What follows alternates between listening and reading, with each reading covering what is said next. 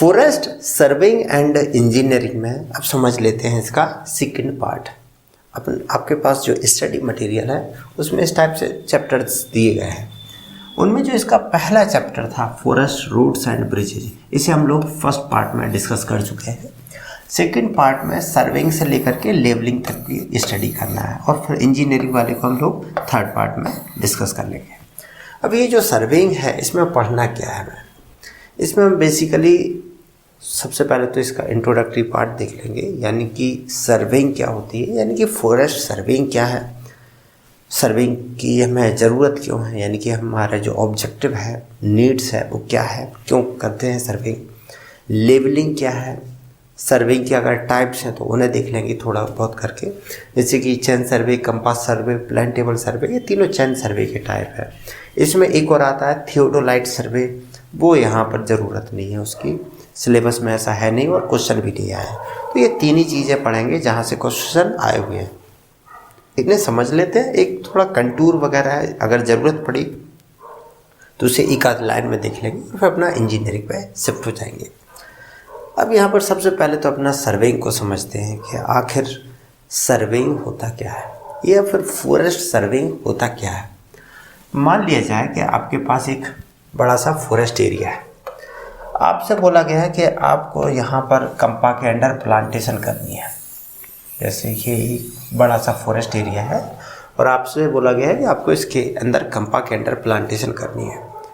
तो आपको कम से कम इस एरिया में प्लांटेशन करनी है, तो आपको ये देखना पड़ेगा कि प्लांटेशन को पानी की भी ज़रूरत पड़ेगी, तो यहाँ आसपास कहीं इरिगेशन फैसिलिटी है क्या, और इस इरिगेशन फैसिलिटी से जो अपने डिफरेंट पॉइंट्स हैं, पाइपलाइन जो है उनकी क्या डिस्टेंस है, जिससे कि आपको एक प्रोजेक्ट कॉस्ट जो है वो आराम से निकाली जा सके।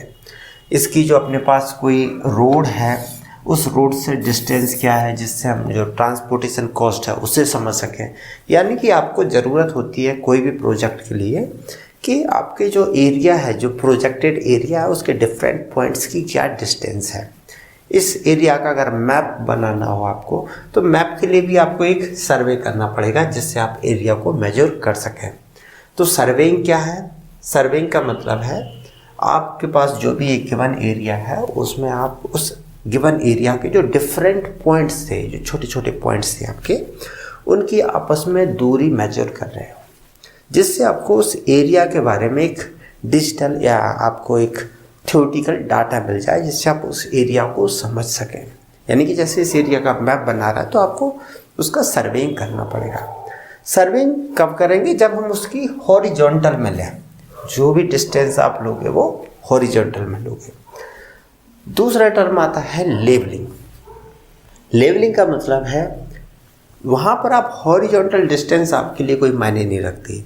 आप ये देखना चाहते हो कि आपका ये जो पॉइंट है और ये पॉइंट है, इनके बीच में हाइट में कितना डिफरेंस है। जैसे कि आपसे बोल दिया कि भाई तुम हमारे लेवल के आदमी नहीं हो, नीचे के हो या ऊपर के हो। तो लेवलिंग का मतलब होता है डिस्टेंस मेजर करना नहीं होता है, ऊंचाई नीचाई। यानी कि लेवलिंग में हम वर्टिकल डिस्टेंस मेजर करते हैं, सर्वेइंग में हॉरिजॉन्टल डिस्टेंस मेजर की जाती है। तो सर्वेइंग और लेवलिंग की जो बेसिक डेफिनेशन थी वो आपको समझ में आ गई होगी। अब बात आती है कि आखिर ये जो सर्वेइंग है हम करना क्यों चाहते हैं। अब कई बार ऐसा हो गया होगा कि आप कहीं रास्ते से जा रहे हैं तो रोड के किनारे कुछ लोग मिल गए होंगे जो डंपी लेवल लिए दिख रहे हैं। जैसे कि यहाँ पर पहली पिक्चर थी, यहाँ पर इस टाइप से आपको कोई भी नया प्रोजेक्ट स्टार्ट होता है, कहीं प्लांटेशन का एरिया चल रहा है या रोड कंस्ट्रक्शन का काम होना है, तो वहाँ पर ये डंपी लेवल लेके मिल जाएंगे इस टाइप से, या थियोडोलाइट है वो लेके इस टाइप से मिल जाएंगे। दो लोग होंगे और वो पूरा सर्वेइंग कर रहे होंगे। तो ये जो है इससे ना केवल वो हॉरिजॉन्टल चीज़ों को देख रहे हैं, वो लेवलिंग कर रहे होते हैं एक्चुअल में। इसमें ये पूरा लेवलिंग का काम भी देखा जाता है। इसमें ये डिस्टेंस भी मेजर करते हैं और लेवल भी लेते रहते हैं, तो पूरा सर्वेइंग का काम इसमें निपटा देते हैं ये लोग। तो जो हम सर्वेइंग करते हैं वो करना क्यों चाहते हैं, या लेवलिंग भी है वो क्यों करना चाहते हैं, तो उसके पीछे एक पर्पज़ होता है कि हमें जो भी एरिया है उसका हम कोई मैप प्रिपेयर करना चाहते हैं, जिससे अगर हमें प्लांटेशन का काम करना है वो हम आराम से कर सकें। फॉरेस्ट में कहीं रोड की कंस्ट्रक्शन का काम है तो ऑब्वियसली रोड के लिए आपको उस एरिया के बारे में जानकारी होना चाहिए कि आखिर आपका फॉरेस्ट एरिया कैसा है, आपको किस हिसाब से रोड डालनी है जिससे आप कम से कम खर्चे में अपना बेहतर तरीके से रोड बना सकें। रोड के यूज कैसे रहेंगे, वाइल्ड लाइफ पे इम्पैक्ट पड़ेगा कि नहीं पड़ेगा, तो आपको सर्वे करना पड़ेगा उसके लिए। दूसरा ये है कि अगर कहीं फायर वाला एरिया है, कई बार ये सर्वे करते हैं फॉरेस्ट वाले कि कहीं फॉरेस्ट फायर के लिए इस टाइप से कि फॉरेस्ट फायर रोकनी है, तो सर्वे कर लो कि फॉरेस्ट का किस टाइप का डिस्ट्रीब्यूशन है, फायर कहाँ से आती है कहाँ से नहीं आती है। फॉरेस्ट एरिया की जो बाउंड्री है उसकी मार्किंग करनी हो आपको, तो उसके लिए भी हम सर्वे करेंगे। कुल मिला के बहुत सारी चीज़ें हैं जहाँ पर हम सर्वे की ज़रूरत पड़ जाती है। पढ़ लोगे समझ में आ जाएगा। अब आती है कि जो सर्वेइंग है उसकी कितने टाइप हो सकते हैं, टाइप्स। तो इसके अलग अलग बेसिस पे बहुत सारी कैटेगरी है। एक होता है जियोलॉजिकल, के हम एक लेवल पे जो ब्रॉड कैटेगरी आती है उसमें पहला आता है अपना प्लेन सर्वेइंग, यानी कि ये दो कैटेगरी है, प्लेन और जियोडेटिक सर्वेइंग। एक सर्वे इधर ले लो, हम प्लेन लेते हैं, और ये जियोडेटिक। प्लेन सर्वे वालों का मानना है कि जो ज़मीन है वो फ्लैट है, जैसे कि आपकी थाली होती है, प्लेट होती है, वो ज़मीन को फ्लैट मान के चलते हैं। ऐसा क्यों मानते हैं? क्योंकि इनका जो डाटा कैलकुलेशन वाला एरिया है वो छोटा है, 250 किलोमीटर स्क्वायर से छोटा एरिया है, 250 किलोमीटर स्क्वायर से छोटा एरिया है। सपोज आपको राजस्थान गवर्नमेंट या एमपी गवर्नमेंट आपसे बोल देती है कि ये 20 हेक्टेयर का एरिया है जिसमें प्लांटेशन का काम करना है। अब प्लांटेशन के लिए आप ये थोड़ी मेजर करते रहोगे कि आपको जो गवर्नमेंट ने एरिया प्रोवाइड करवा दिया है, सपोज ये एरिया आपके पास दिया गया है, तो आप यही देखोगे कि ये एरिया कैसा है और इस पॉइंट से इसकी दूरी क्या है, इस पॉइंट से इसकी दूरी क्या है। आप इसमें इस एरिया को फ्लैट ही मानोगे जो अपने पास आसपास है। आप अपने पास जो भी है ज़मीन को अपन फ्लैट ही मान के चलेंगे। आप ये नहीं देखोगे कि हमारी जो अर्थ है वो गोल है और ये पॉइंट जो है वो और ये पॉइंट है, इसके बीच की ये फ्लैट, ये जो डिस्टेंस है हम इस डिस्टेंस को लेके चलते हैं। हम ये एक्चुअल वाले ये चीज़ जो है उसे नहीं लेते, यानी कि अर्थ का जो कर्वेचर है उसे यहाँ कंसीडर करके नहीं चलते हैं। ऐसा क्यों? क्योंकि अर्थ इतनी बड़ी है उसके हिसाब से यहाँ पर कर्वेचर निकलेगा तो कोई 0.0000 में मिल के 4-5 जीरो के बाद कोई एक आध दो डिजिट में आ जाएगा, तो ये कर्वेचर ना के बराबर है। यानी कि ऐसे सर्वे जहाँ पर एरिया बहुत छोटा होता है, यानी कि 250 किलोमीटर स्क्वायर एरिया से छोटा का एरिया हो, वहाँ पर अगर हम सर्वे करते हैं तो हम ज़मीन को फ्लैट मान करके ही करते हैं। लेकिन ऐसे सर्वे जहाँ पर एरिया बहुत बड़ा हो, जैसे जियोलॉजिकल सर्वे ऑफ इंडिया है, वो पूरे इंडिया का मैप बना है। अब वैसे मैप में अगर वो इसे फ्लैट मान के करेंगे तो क्या होगा कि एक पॉइंट की, इस पॉइंट की और इस पॉइंट की जो दूरी है वो एक्चुअल दूरी नहीं मिलेगी, क्योंकि ये अर्थ यहाँ पर कर्व हुई है।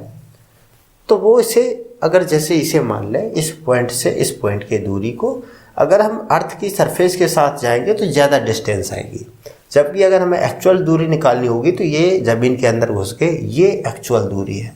तो इस टाइप के जहाँ पर सर्वे बड़े एरिया में किया जाता है, हम वहाँ अर्थ का कर्वेचर भी मेजर करते हैं, कंसीडर करके चलते हैं, जिससे हम दो पॉइंट के बीच की जो एग्जैक्ट दूरी है उसे कैलकुलेट कर सकें।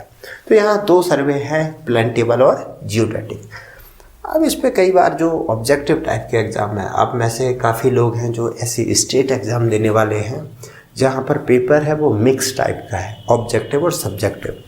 और नहीं भी है, अगर आप IFS दे रहे हैं तो कम से कम ये थोड़ा बहुत डिजिट अगर याद है तो थोड़ा आसान हो जाता है लिखने में, कोटिंग करने में। तो जैसे प्लान टेबल सर्वे हो गया और जियोडेटिक सर्वे, इसमें हम अर्थ का कर्वेचर प्लान टेबल सर्वे में या प्लेन सर्वे में, not plan table, plane survey, plane survey में अर्थ का कर्वेचर मानते हैं? नहीं, इसमें मानते हैं। इसका एरिया 250 किलोमीटर स्क्वायर से नीचे होना चाहिए, तभी इसे मानते हैं।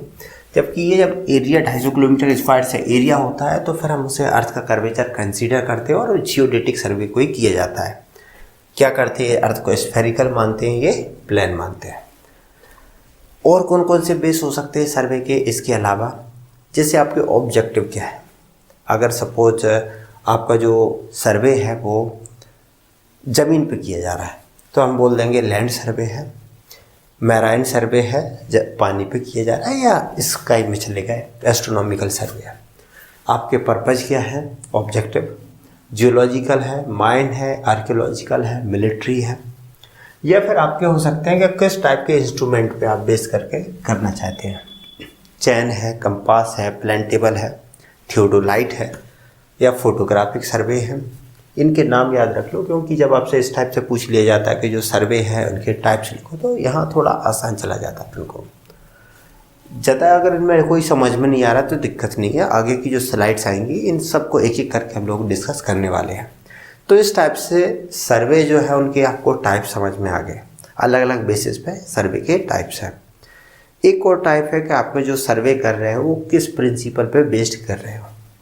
तो यहाँ पर 2 प्रिंसिपल दे दिए गए हैं बेस्ड ऑन मेथड। एक तीसरा आप अपने नोट्स में और लिख लें, इसे बोलते हैं पैरेललिज्म। पहला सर्वे जो प्रिंसिपल है वो है ट्रायंगुलेशन का। जनरली हम लोग चैन सर्वे में ट्रायंगुलेशन का काम करते हैं। इसमें करते क्या है कि जैसे आपके पास कोई एरिया है, इसका सर्वे करना हो तो इस पूरे एरिया को छोटे छोटे ट्रायंगल्स में डिवाइड करके इस एरिया को मेजर कर लिया जाता है। क्योंकि ट्रायंगल का एरिया हमें मालूम होता है लंबाई गुणा चौड़ाई बटे 2, तो उस हिसाब से ट्रायंगल में डिवाइड करेंगे और फिर पूरे एरिया को हम लोग आराम से मेजर कर सकते हैं ट्रायंगल के थ्रू। दूसरा है ट्रैवर्जिंग। इसमें क्या होते हैं कि हमारे पास अपने पास जैसे कुछ मेजरमेंट टूल्स हैं जो एंगल मेजर कर सकते हैं, तो उसमें हम एक पॉइंट से दूसरे पॉइंट तक ऐसे ही मूव करते जाते हैं और बीच में एंगल मेजर करके हम ये निकाल सकते हैं कि इस पॉइंट से इस पॉइंट की जो डिस्टेंस है वो कितनी है। जैसे आप लोगों के मैथ रीजनिंग के क्वेश्चन आते हैं कि एक पर्सन है ए, वो पहले ईस्ट डायरेक्शन में 20 मीटर चला, फिर वो 35 डिग्री घूम करके इधर को चलने लगा राइट साइड में, फिर लेफ्ट बोलता है, फिर बोलेंगे 135 डिग्री टर्न लिया लेफ्ट हैंड की साइड और फिर 200 मीटर चले और फाइनल जा कर के फिर बोल दिया जाएगा कि वो पहले पॉइंट से कितने डिस्टेंस पे है। तो आप आराम से इसे मेजर कर सकते हो। तो इसे बोलते हैं ट्रैवर्जिंग। इसमें क्या है, अपना जो एंगल काउंट है उससे अपन फिर डिस्टेंस निकाल लिया जाता है। पैरेललिज्म का जो कॉन्सेप्ट है वो अभी नहीं बताया जा रहा आपको, जब हम लोग प्लान टेबल सर्वे पढ़ेंगे तो वहाँ पर ये चीज़ समझ में आएगी। पैरेललिज्म का मतलब है कि आप जो मैप बनाते हो वो और ग्राउंड रियलिटी दोनों एक साथ चलते हैं, एक साथ पैरेलल चलते हैं। अब इस पर कुछ क्वेश्चन देख लेते हैं पिछले साल के आए हुए। जैसे पहला क्वेश्चन है 2019 का ही, give a list of survey method adopted in forest. Forest में कौन कौन से टाइप के हम सर्वे के मेथड को अडॉप्ट करते हैं। Survey methods adopted in forest, तो आप कौन कौन से कर सकते हैं, chain survey, compass survey, plan table survey. ये यूजुअली तीनों ही कर लिए जाते हैं, कोई ऐसा मतलब नहीं है कि कोई अलग से हो, तीनों को ही किया जा सकता है वहाँ पर। थियोडोलाइट सर्वे है उसे भी कर लिया जाता है। Describe the survey of forest when river come in a way of survey line. इसे हम लोग चैन सर्वे में पढ़ेंगे कि जब आप चैन सर्वे करते हो तो बीच में कुछ टाइप के अवरोध आते हैं, समस्याएं आती हैं, तो उस टाइप की समस्याओं को कैसे सॉल्व किया जाए, तो इसे हम आगे की स्लाइड में डिस्कस करेंगे। यहाँ पर पर्पज़ यही है कि आपको एक बैकग्राउंड समझ में आ जाए कि हम आगे क्या पढ़ने वाले हैं। 16 का क्वेश्चन है, what is the importance of serving in forest. Surveying का हमारे लिए फॉरेस्ट्री में क्या इम्पोर्टेंस है। सीधी सी बात है, अगर सर्वे करोगे आपको ये पता रहेगा कि आपके पास फॉरेस्ट जो एरिया है उसके डिफरेंट पॉइंट्स जो है उनकी क्या लोकेशन है। आपने अगर कहीं रोड डालना है तो आप प्रॉपर वे में इस हिसाब से डाल सकते हो कि आपके मैक्सिमम जो पॉइंट्स हैं उन्हें कवर कर सको। फॉरेस्ट बाउंड्री बनानी है तो सर्वेइंग करनी है। आपको ये देखना है कि वाटर होल कहाँ पर है, आपके पास जो फॉरेस्ट एरिया है उसमें वाटर होल कहाँ है, रिवर्स कहाँ है, फॉरेस्ट की जो डिपार्टमेंट की बिल्डिंग्स कहाँ है, इनकी फिक्स डिस्टेंस मालूम होगी। तो अगर कहीं फॉरेस्ट फायर लगती है तो आपको कहाँ से मेंटेन करना आसान जाएगा, वो चीज़ें करना सिंपल हो जाएगा। अगर कहीं आपको इको टूरिज्म डेवलप करना है तो आपको ये पता होगा कि आपके पास कितना एरिया है, कहाँ पर क्या कंस्ट्रक्शन किया जा सकता है, मूवमेंट के लिए कैसा रोड बनाया जा सकता है जिससे वाइल्ड लाइफ का कोई भी इफेक्ट ना हो और टूरिज्म भी हो जाए। तो इसके लिए आपको बहुत सारी चीज़ों की ज़रूरत पड़ेगी, तो सर्विंग से हम वो डाटा कलेक्ट कर लेंगे। Discuss different methods of surveying. Methods जो है कौन कौन से टाइप के सर्वे हैं, आप उसे या तो टाइप्स वाले भी लिख सकते हो आराम से, वही है वेरियस टाइप्स हैं जो सर्वेइंग के उन्हें लिख सकते हो। Solve the forest field problem, यहाँ पर है discuss the different method of surveying to solve the forest field problems. ये वाला क्वेश्चन जो है वो यही वाला पार्ट आ जाएगा, यहाँ पर आगे डिस्कस हो जाएगा। Topographic survey are found useful in forest management, discuss. Topography मतलब ऊंचाई नीचाई को आप देख रहे हो, उसमें आपका हॉरिजॉन्टल और वर्टिकल दोनों ही दिया जाएगा, जैसे अपने एटलस में होते हैं टोपोग्राफिक मैप। अब ये किस हेल्प में आएगा? ऑब्वियसली आप थोड़ा कॉमन सेंस की बात है कि आपको माउंटेन का डिस्ट्रीब्यूशन पता पड़ जाएगा, हिल वैली का रीजन का पता पड़ जाएगा, तो सॉइल इरोजन है उसे समझ सकते हैं। जो फॉरेस्ट स्पीसीज है उनके डिस्ट्रीब्यूशन को समझ सकते हैं। जो वाइल्ड लाइफ है उनका किस टाइप से हैबिटेट हो सकता है, तो हैबिटेट के डिस्ट्रीब्यूशन को आप समझ सकते हैं, उस हिसाब से मैनेजमेंट में हेल्प हो जाता है। How is remote sensing advantageous as compare to ground survey, इसे पहले भी देख चुके हैं रिमोट सेंसिंग में। अब आगे चलते हैं। तो यहाँ तक एक बेसिक चीज़ तो डिस्कस कर ली कि आखिर ये सर्विंग और लेबलिंग होता क्या है, इसका हमारे लिए क्या इम्पोर्टेंस है। अब कोई भी सर्वेइंग करेंगे उसके लिए हमें सबसे पहले जो ज़रूरी पॉइंट है वो है 2 पॉइंट के बीच की डिस्टेंस मेजर करना। जो भी सर्वेइंग है वो तो हम लोग एक एक करके आगे पढ़ेंगे, लेकिन कम से कम ये हो जाए कि 2 पॉइंट के बीच की जो दूरी है वो कैसे मेजर की जाए, लीनियर मेजरमेंट, फिर बाद में सर्वे पे जंप लगाएंगे। अब मान के चलो जैसे आपके पास एक एरिया है, अब इस एरिया को आपको सिटी को डेवलप करना है यहाँ पर, तो आपको क्या करना पड़ेगा? सर्विंग तो करनी पड़ेगी। इसके जो डिफरेंट पॉइंट्स हैं उनका मेजरमेंट लेना पड़ेगा कि भाई ये पॉइंट कैसा है, ये इसकी दूरी कितनी है, आपकी जो एरिया है, छोटे छोटे ब्लॉक जो बना रहे हो, कंपार्टमेंट बना रहे हो, वो कितने चौड़े रहेंगे, कितने विड्थ रहेगी, ये सारी चीज़ें तो आपको निकालनी ही पड़ेंगी। अब ये निकालने का क्या तरीका है, यानी कि हॉरिजॉन्टल डिस्टेंस कैसे मेजर की जाए? तो मेजर के कुछ अपने तरीके हैं। जैसे एक तरीका है आप पैदल पैदल चल के पहुँच जाए, एक पॉइंट से आप दूसरे पॉइंट तक पैदल चलेंगे तो आप जितने कदम चले उतने आप काउंट कर लीजिए। जनरली अपना जो एक कदम होता है उसकी जो डिस्टेंस है उसे बोला जाए, जो 1 फुट जो एक बार चलते हैं वो होती है जनरली 0.66। ये एक स्टैंडर्ड डिस्टेंस है, एक कदम से दूसरे कदम की दूरी 0.66 मीटर। अब इससे होता क्या है, जैसे पुराने टाइम में हमें जब लंबी दूरी की डिस्टेंस मेजर करनी होती थी तो उसमें क्या है कि पहले जैसे जूते हैं उनके फीते बांध दिए जाते थे, जिससे हमारी जो हैबिट है वो आदत में आ जाए कि एक पैर से दूसरा जो कदम है वो फिक्स दूरी पे ही पड़े। और सिंपल सा किसी को भी जब मेजर करना होता था तो वो एक पॉइंट से सीधा डायरेक्शन में चल जाता था और अपने कदम गिनता रहता था, तो उसे एवरेज आइडिया आ जाता था कि इस पॉइंट से दूसरे पॉइंट की जो दूरी है वो कितनी है। आजकल जो अपने इस टाइप की जो वॉचेज आती हैं, जैसे एप्पल वालों की आती है, वो भी इसी टाइप से कम करती है एवरेज। जैसे राहुल गांधी जी गए थे कैलाश मानसरोवर की यात्रा पे, उस टाइम पे भी इन्होंने एक बार इस टाइप की पिक्चर शेयर की थी कि भाई ये कितने किलोमीटर चल लिया है, कितने कदम इन्होंने चले हैं। तो ये रहा अपना 500 मीटर का डाटा। अब ये कैसे काउंट करता है? ये कोई उससे जो GPS है उससे डिटेक्ट नहीं करता है। ये एक स्टैंडर्ड ले लिया कि इतने कदम चले हैं, एक कदम एवरेज इनका इस डिस्टेंस का, वो एक बार ये जो GPS लोकेशन से समझ लेता है कि इन्होंने 200 कदम चले हैं तो इतने फिट इनका एक एवरेज कदम है। तो जो ब्लड सप्लाई है, इम्पल्स है, उन सब के हिसाब से ये कैलकुलेट कर लेता है। तो इसने बता दिया कि इन्होंने 34.31 किलोमीटर पैदल चल लिया है। ये किससे हुआ? 500 मीटर से। दूसरा है स्पीडोमीटर, जो अपनी जो गाड़ियां हैं उनमें यूज करते ही है।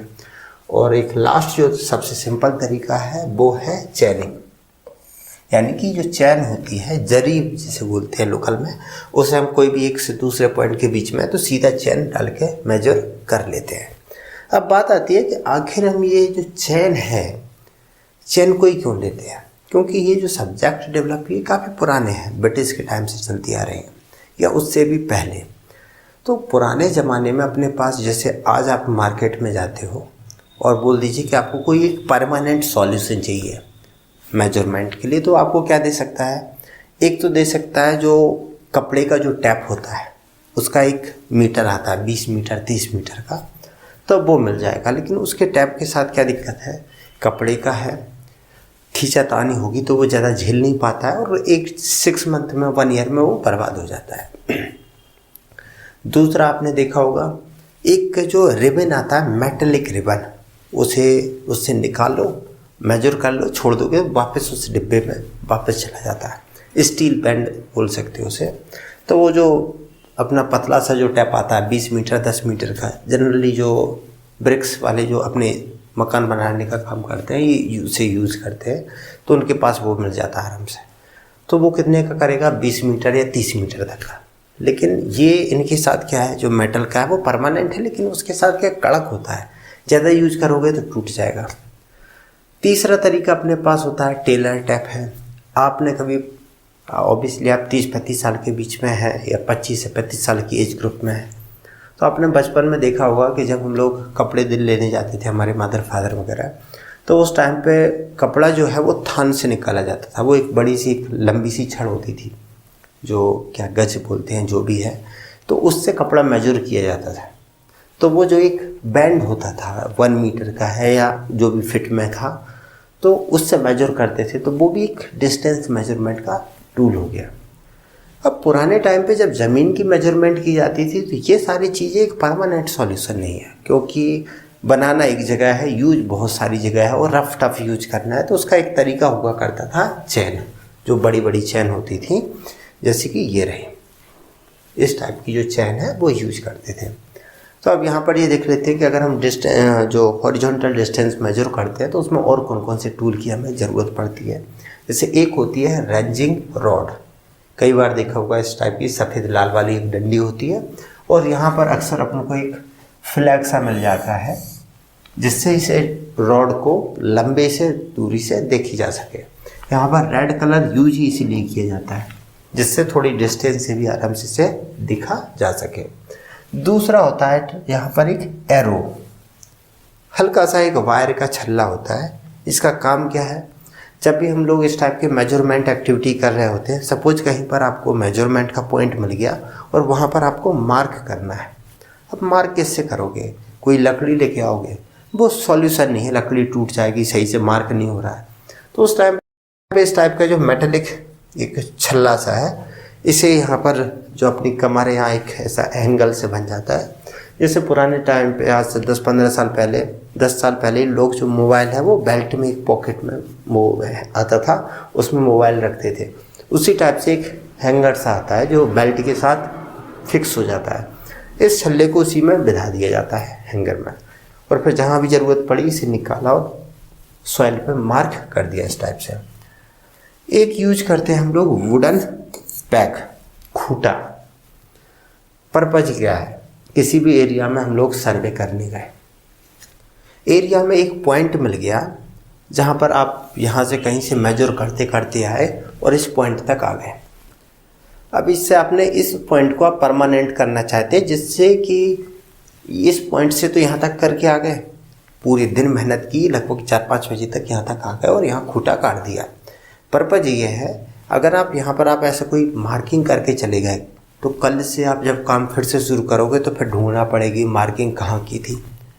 दूसरी दिक्कत, कई बार कुछ लोग ऐसे भी कर सकते हैं कि आप मार्किंग करके आए, वो मिट्टी पटक के आ गए, तो वो दिक्कतें आ जाती हैं, तो वो मार्किंग डिस्टर्ब हो जाती है।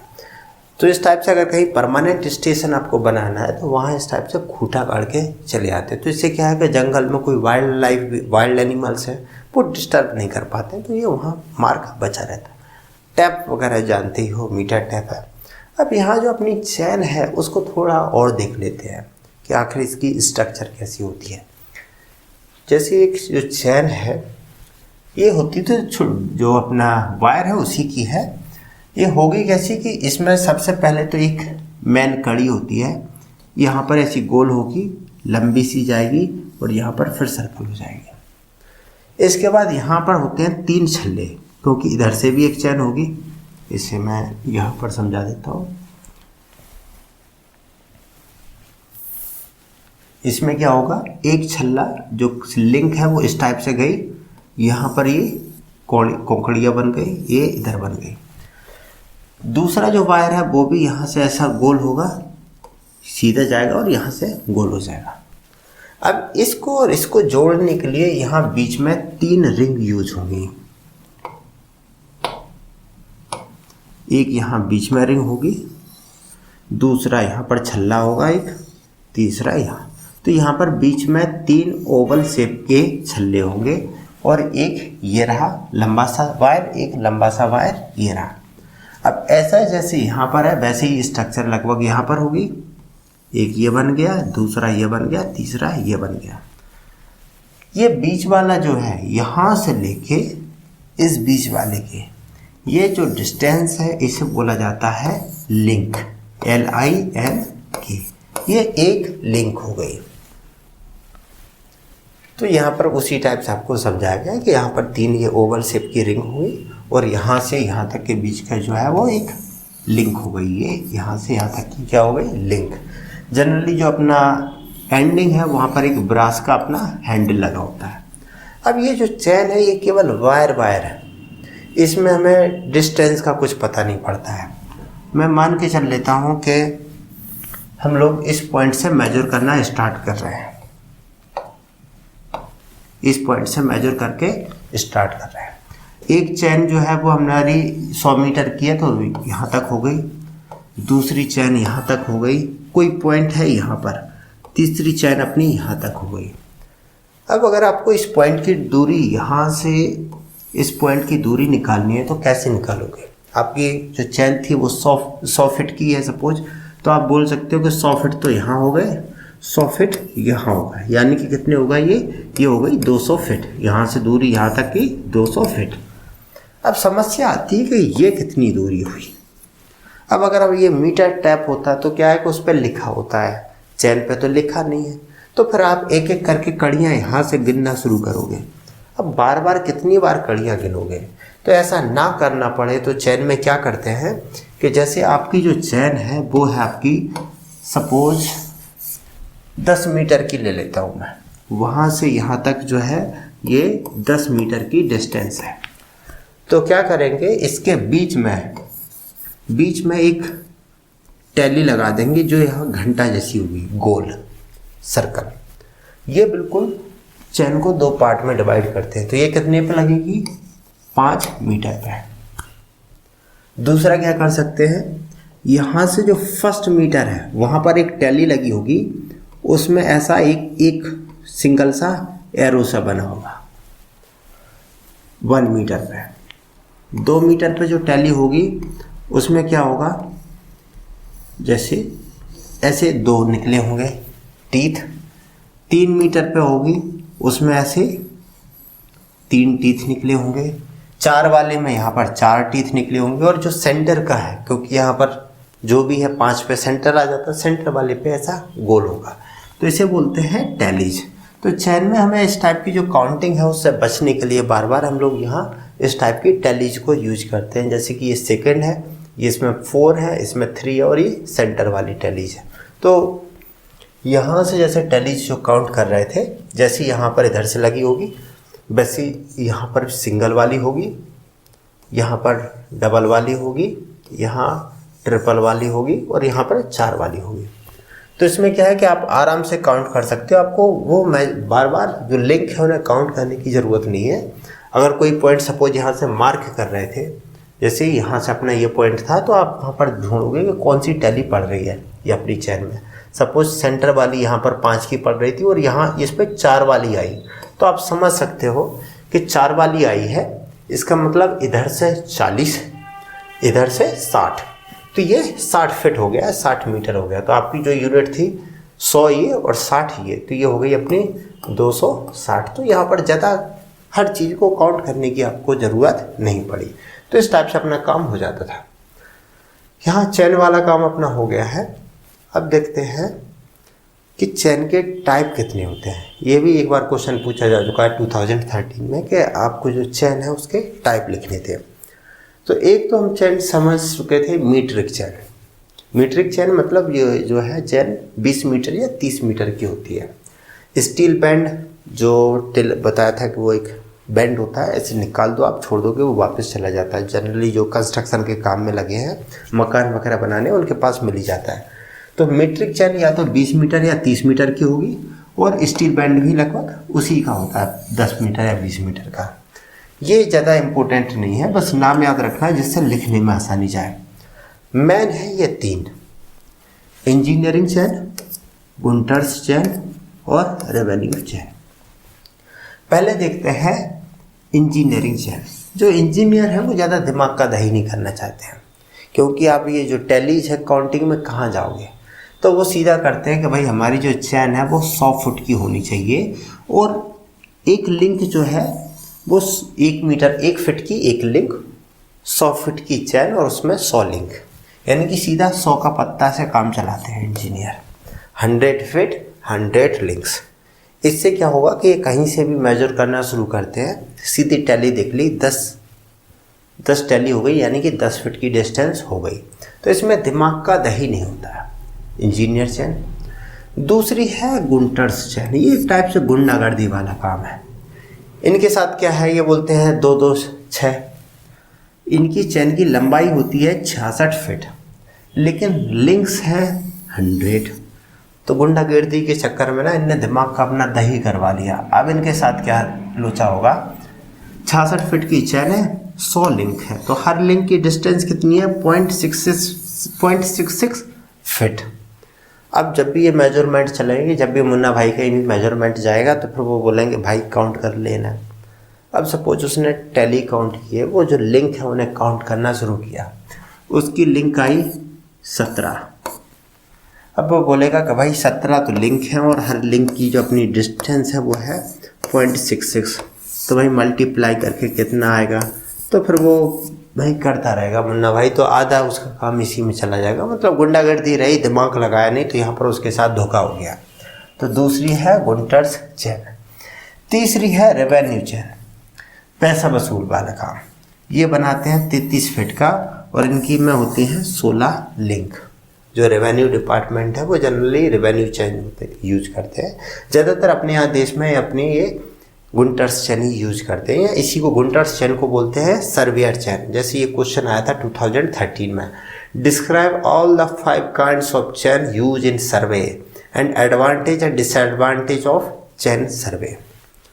अब यहाँ पर ये भी देख लेते हैं, चैन सर्वे है वो तो आगे आएगा, तो उसके एडवांटेज डिसएडवांटेज देखेंगे, लेकिन यहाँ ये देख लेते हैं कि आखिर जो चैन है वो सर्वे में बहुत ज़्यादा क्यों यूज की जाती है कंपेयर टू जैसे अपने पास मीटर टैप है। आजकल जो कपड़े के टैप आते हैं वो हल्के हैं, आराम से यूज किए जा सकते हैं। ये जो चैन होती है, जैसे कि यहाँ पर जो ये जो चैन है, ये कोई हल्की काम नहीं है, ये भी लगभग 3-4 किलो के ऊपर के वजन की हो जाती है, 5-6 किलो तक की हो जाती है। तो इतना हैवी वेट के कंपेयर में वो आसान है। आखिर इसे यूज क्यों करते हैं, वो भी इतनी ब्रास की बनी हुई, महंगी भी पड़ती है, वजन भी ज़्यादा है, यूज़ करने में आसानी नहीं है। उसके पीछे रीज़न ये है कि ये मेटल की है, तो ये अगर आज आपके पास आई है, आप 4-5 साल तक आराम से यूज कर सकते हैं। तब कहीं जाके इसमें कोई एरर आता है, और जब एरर आया एक बार फिर फिक्स कर दो, फिर 3-4 साल चल जाती है। जबकि जो अपने कपड़े वाले हैं उन चीज़ों में क्या है, ख़राब जल्दी हो जाती है, ये इतनी जल्दी ख़राब होती नहीं है। दूसरी कपड़े वाले जो अदर रिसोर्स हैं वो तो आज के टाइम पे अवेलेबल हुए पिछले 20-30 सालों में, लेकिन अगर आप 100 साल या 150 साल पहले चले जाओ तो कोई सिस्टम ऐसा था नहीं। तो उस टाइम पे यही एक सबसे बेस्ट टिकाऊ अल्टरनेटिव हुआ करता था।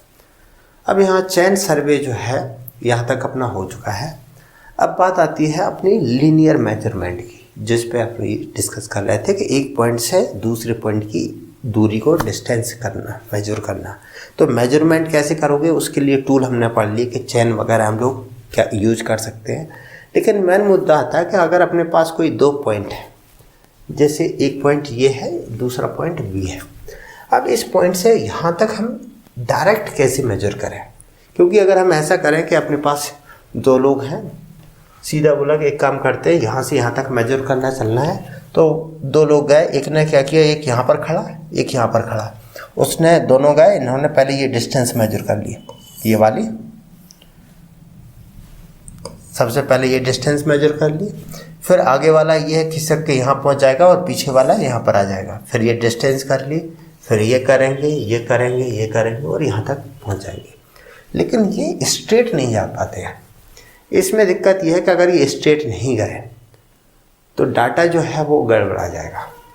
अगर वो स्ट्रेट गए तो सही है, नहीं जा पाए तो अपनी जो मेजरमेंट है वो ज़्यादा आ जाएगा, जितना है नहीं उसके कंपेयर में वो ज़्यादा मेजरमेंट आ जाएगा। तो क्या किया जाए ऐसा कि ये जो लाइन है वो स्ट्रेट हो जाए, जिससे हमारी जो चैनिंग चल रही है, यानी कि यहाँ से जो डिस्टेंस मेजर कर रहे हैं वो करेक्ट आए। उसके लिए हम यूज करते हैं रेंजिंग। इस पर भी क्वेश्चन भी आया है, enumerate the method of direct linear measurement. तो इसके दो तरीके होते हैं, एक होता है डायरेक्ट और दूसरा इनडायरेक्ट। डायरेक्ट का मतलब है कि जब आपको एक पॉइंट से दूसरा पॉइंट, जो दोनों पॉइंट है वो आमने सामने विजिबल हो। इसमें क्या किया जाएगा, दो बंदे बीच में खड़े होंगे, एक पॉइंट पे यहाँ तंबू इनने गाड़ रखा है, इस पे भी इनने गाड़ रखा है। सबसे पहले ये वाला क्या करेगा, इससे बोलेगा, इससे बोलेगा, ये किसे देखेगा, ये देखेगा, ये जो पर्सन है वो इस फ्लैग को देख रहा होगा और अपने इसको देख रहा होगा। ये इससे बोलेगा इधर से, इससे कि भाई तुम्हारा जो है वो तुम इधर को मूव करो या इधर को मूव करो, जिससे ये इस डंडे से इसको क्रॉस करते हुए यहाँ तक सीधा सा लाइन में देख सके। ठीक है, ये देख सके। अब जब एक बार इसका काम हो गया तो फिर ये वाला इसके साथ करेगा। ये वाला बोलेगा कि भाई हमारे डंडे से तुम्हारा डंडा जो है वो इधर उधर दिख रहा है, क्योंकि ये इसको दिख रहा है, इस वाले पोल को। तो ये फिर इसको बोलेगा कि तुम आगे पीछे हो। तो इस टाइप से एक दूसरे को आगे पीछे करके एक दो तीन बार में ये बिल्कुल स्ट्रेट लाइन में आ जाते हैं। तो ये जो डायरेक्ट मेजरमेंट है, इसमें क्या है कि जब एक पॉइंट से दूसरा पॉइंट, जो दोनों एंड है वो आपस में विजिबल है। दूसरा मेथड होता है इनडायरेक्ट मेजरमेंट। इनडायरेक्ट के केस में क्या है कि जब आपको एक पॉइंट से दूसरा जो पॉइंट है वो विजिबल ना हो, बीच में कोई पहाड़ी है, कुछ अदर चीज़ है जो ऑब्स्टेकल हो, तो उस केस में क्या किया जाएगा, एक खड़ा रहेगा यहाँ, एक खड़ा रहेगा यहाँ, और यहाँ पर दो डंडे लेके खड़े होंगे। सबसे पहले काम आएगा, सपोज इसका ले लेते हैं, ये यहाँ पर पॉइंट पर खड़ा हुआ है, यहाँ पर एक ने डंडा लगा लिया, तो ये बोलेगा, इसको गाइड करेगा, इससे बोलेगा कि तुम कहाँ पर खड़े हो। तो ये देखेगा कि इससे ये और ये दोनों तीनों स्ट्रेट लाइन में आ जाए। जैसे ये इसके हिसाब से स्ट्रेट में आ गया, इसका काम खत्म हो गया, फिर इसका काम आया, ये इसके रिस्पेक्ट में इससे बोलेगा कि तुम इससे क्रॉस नहीं हो रहा है, तुम इधर को मूव करो। तो ये यहाँ पर आ जाएगा। अब जैसे ये वाला यहाँ पर आ गया, इसका गुंताड़ा फिर बिगड़ जाएगा, तो फिर ये इससे बोलेगा कि भाई तुम मूव करके इस पॉइंट पे आ जाओ, जिससे तुम सीधी क्रॉस बना लो। अब जैसे इसका काम हो गया तो फिर इसका बनक बिगड़ जाएगी, तो फिर ये इसे यहाँ मूव करने को बोलेगा, फिर ये बोलेगा, एक टाइम में आकर के ये बिल्कुल स्ट्रेट लाइन में आ जाएंगे। तो इस टाइप से हम इसे बोलते हैं इनडायरेक्ट रेंजिंग। तो इनडायरेक्ट रेंजिंग करके भी अपन काम चला लेते हैं। तो अभी तक जो हॉरिजॉन्टल डिस्टेंस है उसे समझ लिया कि हॉरिजॉन्टल में जो अपना लीनियर मेजरमेंट है उसे कैसे करेंगे। तो चैन वगैरह है, पैरों से, फुट से, पेसोमीटर से कर सकते हैं, स्पीडोमीटर से कर सकते हैं, यानी कि मेजरमेंट कैसे किया, हॉरिजॉन्टल डिस्टेंस इसे समझ लिया, और रेंजिंग कैसे करते हैं डायरेक्ट इनडायरेक्ट उसे समझ लिया। अब अपना जो चैनिंग या जो अपना सर्विंग है उसके जो 3 मेथड है वो आएंगे। जैसे पहला मेथड आता है अपना चैन सर्वे। ऐसा समझ सकते हो कि डिपार्टमेंट जो है वो बहुत गरीब है, उसके पास कुछ नहीं है, उन्होंने आपको जो अपनी मीटर चैन है या गुंटर्स चैन है वो पकड़ा दिया आपको और बोला भाई ये ले, खुश रहे और जाके एक एरिया है उसका सर्वे करके आ। अब दिमाग खराब, भाई कुछ नहीं दिया उसने, केवल चैन पकड़ा दी और बोला मजे ले। अब ऐसे केस में क्या करोगे आप, आपका काम है कि उस एरिया में जाओ और उसको सर्वे करना है। सर्वे का मतलब उस एरिया में जो भी पॉइंट्स हैं उन्हें मेजर करना है, मैप बनाना है। तो आप कैसे करोगे, तो पहले देख लेते हैं कि आखिर चैन सर्वे किस प्रिंसिपल पे काम करता है। तो चैन सर्वे काम करता है ट्रायंगुलेशन के प्रिंसिपल पे काम, यानी कि आपके पास जो भी एरिया है जिसे आप सर्वे करने वाले हैं, इस पूरे एरिया को छोटे छोटे ट्रायंगल्स में डिवाइड करोगे। जैसे सबसे पहले इस एरिया में एक बड़ा सी लाइन बना लेते हैं, जो सबसे डिस्टेंस पॉइंट होते हैं उनको बोलते हैं बेस लाइन। फिर इस पूरे एरिया को छोटे छोटे से ट्रायंगल्स में डिवाइड कर लेंगे। अब क्योंकि ट्रायंगल्स का एरिया मेजर कर सकते हैं, हमें वो होता है ना लंबाई गुणा चौड़ाई बटे 2, तो इस टाइप से इसका एरिया हमें पता होता है। तो सभी ट्रायंगल्स का एरिया मेजर कर लोगे और सभी का टोटल काउंट करोगे तो अपने पास एरिया कितना है वो निकल आएगा। दूसरी बात, इस एरिया में बिल्डिंग कहाँ है, कुआं कहाँ है, रिवर कोई निकली है वो कहाँ है, ये सारी चीज़ें भी मेजर की जा सकती है। क्योंकि यहाँ पर क्या करोगे, चेक लाइन के थ्रू ऑफसेट डालते हैं। ऑफसेटिंग करके जैसे यहाँ पर कुआं है, आप यहाँ पर ऑफसेट डाल के दिखाओगे कि ये इस लाइन से ये कुआं इतनी दूरी पे है, इस लाइन से इतनी दूरी पे है, इस लाइन से इतनी दूरी पे है। तो ये 3 ऑफसेट डाल के बता सकते हो कि ये जो कुआं है वो इस वाले नंबर के ट्रायंगल में आता है और ये यहाँ पर पोजीशन है। उम्मीद करता हूँ कि आपने 8th क्लास में इस टाइप के पढ़े होंगे, जब स्कूल में आते हैं तो उस टाइम पे ट्रायंगल वाला तरीका हमें सिखाया जाता था। तो ये समझ में आ गया कि चेन सर्वे किस प्रिंसिपल पे काम करता है। अब बात आती है कि इस टाइप के जब ट्रायंगल का काम होगा तो हम कैसे एरिया में चेन सर्वे से काम कर सकते हैं। तो पहली कंडीशन ये है कि जो एरिया जहाँ पर हम सर्वे करने जा रहे हैं वो एरिया छोटा हो और प्लेन हो, क्योंकि बड़े एरिया में बड़े बड़े ट्रायंगल बनाने पड़ेंगे और वो हमसे हो नहीं पाएगा। तो एरिया एक तो छोटा होना चाहिए, दूसरा प्लेन होना चाहिए। ऐसी टोपोग्राफी वाले में कहाँ से ट्रायंगल बनेंगे, तो ट्रायंगल सही बनेंगे नहीं, एरिया गड़बड़ा जाएगा। तो एरिया अपने पास पहली बात छोटा होना चाहिए, दूसरा फ्लैट एरिया होना चाहिए, स्मॉल एरिया, और प्लेन सरफेस होना चाहिए। दूसरा जो ट्रायंगल बने वो भी थोड़े वेल कंडीशन होना चाहिए। वेल कंडीशन मतलब जो ट्रायंगल बन रहा है वो जैसे यहाँ इस टाइप का बन जाए जिसमें सभी के सभी 60 डिग्री के हों, या कोई इस टाइप से बन जाए, लेकिन कोई भी एंगल किसी भी टाइप का ट्रायंगल बन जाए चलेगा। लेकिन ऐसा एंगल नहीं बनना चाहिए जिसका जो एंगल है वो 40 डिग्री से नीचे हो, यानी कि छोटा हो, बहुत छोटा ना जाए, एवरेज चल रहा है तो चलता रहेगा। और ये स्मॉल स्केल मैप अगर बनाने तो वहाँ पर सबसे सही है। जब छोटे लेवल पे, बहुत ही छोटे लेवल का मैप बनाना है, जैसे कि आपको कोई पार्क है उसका मैप बनाना है, तो वहाँ पर ये काम सही करता है। या कहीं पे हमें बिल्डिंग का कंस्ट्रक्शन करना है तो उसमें ये हम लोग सही से कर लेते हैं।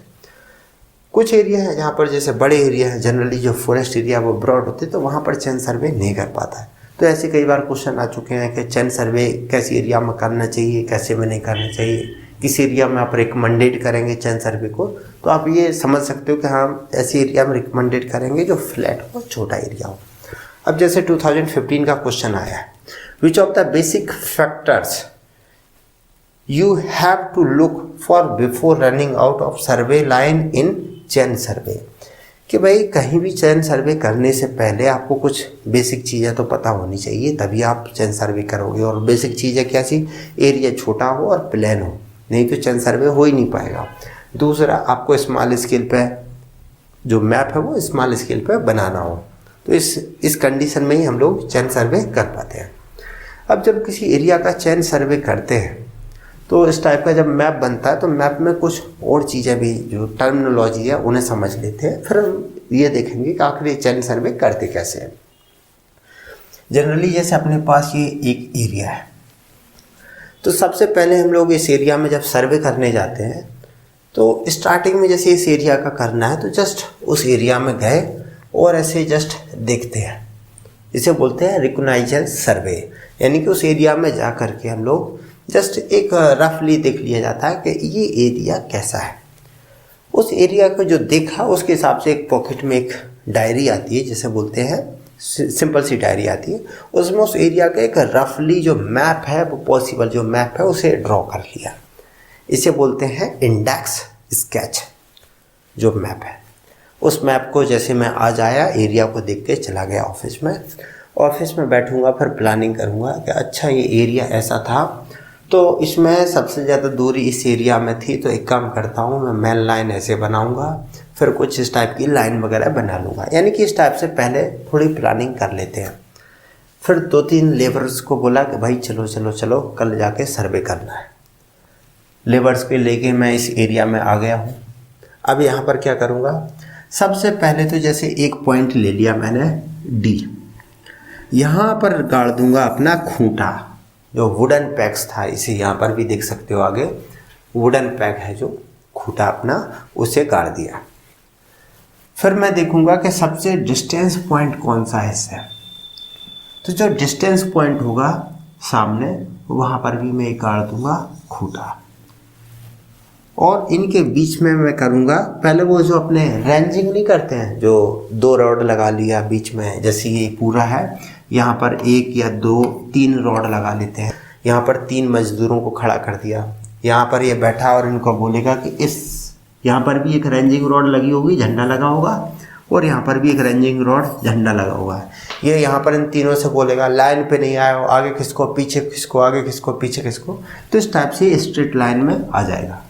फिर यहाँ से ये चैनिंग करेगा, चैन डाल के इनकी डिस्टेंस मेजर करना शुरू कर देगा। और एक बार डिस्टेंस होने के बाद ये क्या करता है, यहाँ पर जो चूना है उसे डाल देगा, इसमें सफ़ेद चूना जो है उसे डाल दिया। अब क्योंकि ये सबसे बड़ी लाइन होती है तो इसे बोलते हैं हम लोग बेस लाइन।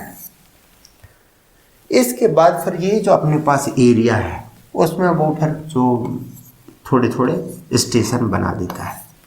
ये जो स्टेशन है इनको क्या बोलेंगे, ये जो पॉइंट है मैन, इनको बोलते हैं मैन स्टेशन या बेस स्टेशन। ये जो लाइन है इसे बोलेंगे बेस लाइन। अब ये एरिया में खूंटे तो बना दिए, अब इन जो पॉइंट्स हैं उन्हें जोड़ा जाएगा। जैसे इसको इससे जोड़ लिया जाएगा, इसको इससे जोड़ा जाएगा, इसको इससे जोड़ा जाएगा, इसको इससे जोड़ दिया गया, यहाँ जोड़ दिया गया, ये जोड़ दिया गया और ये जोड़ दिया गया।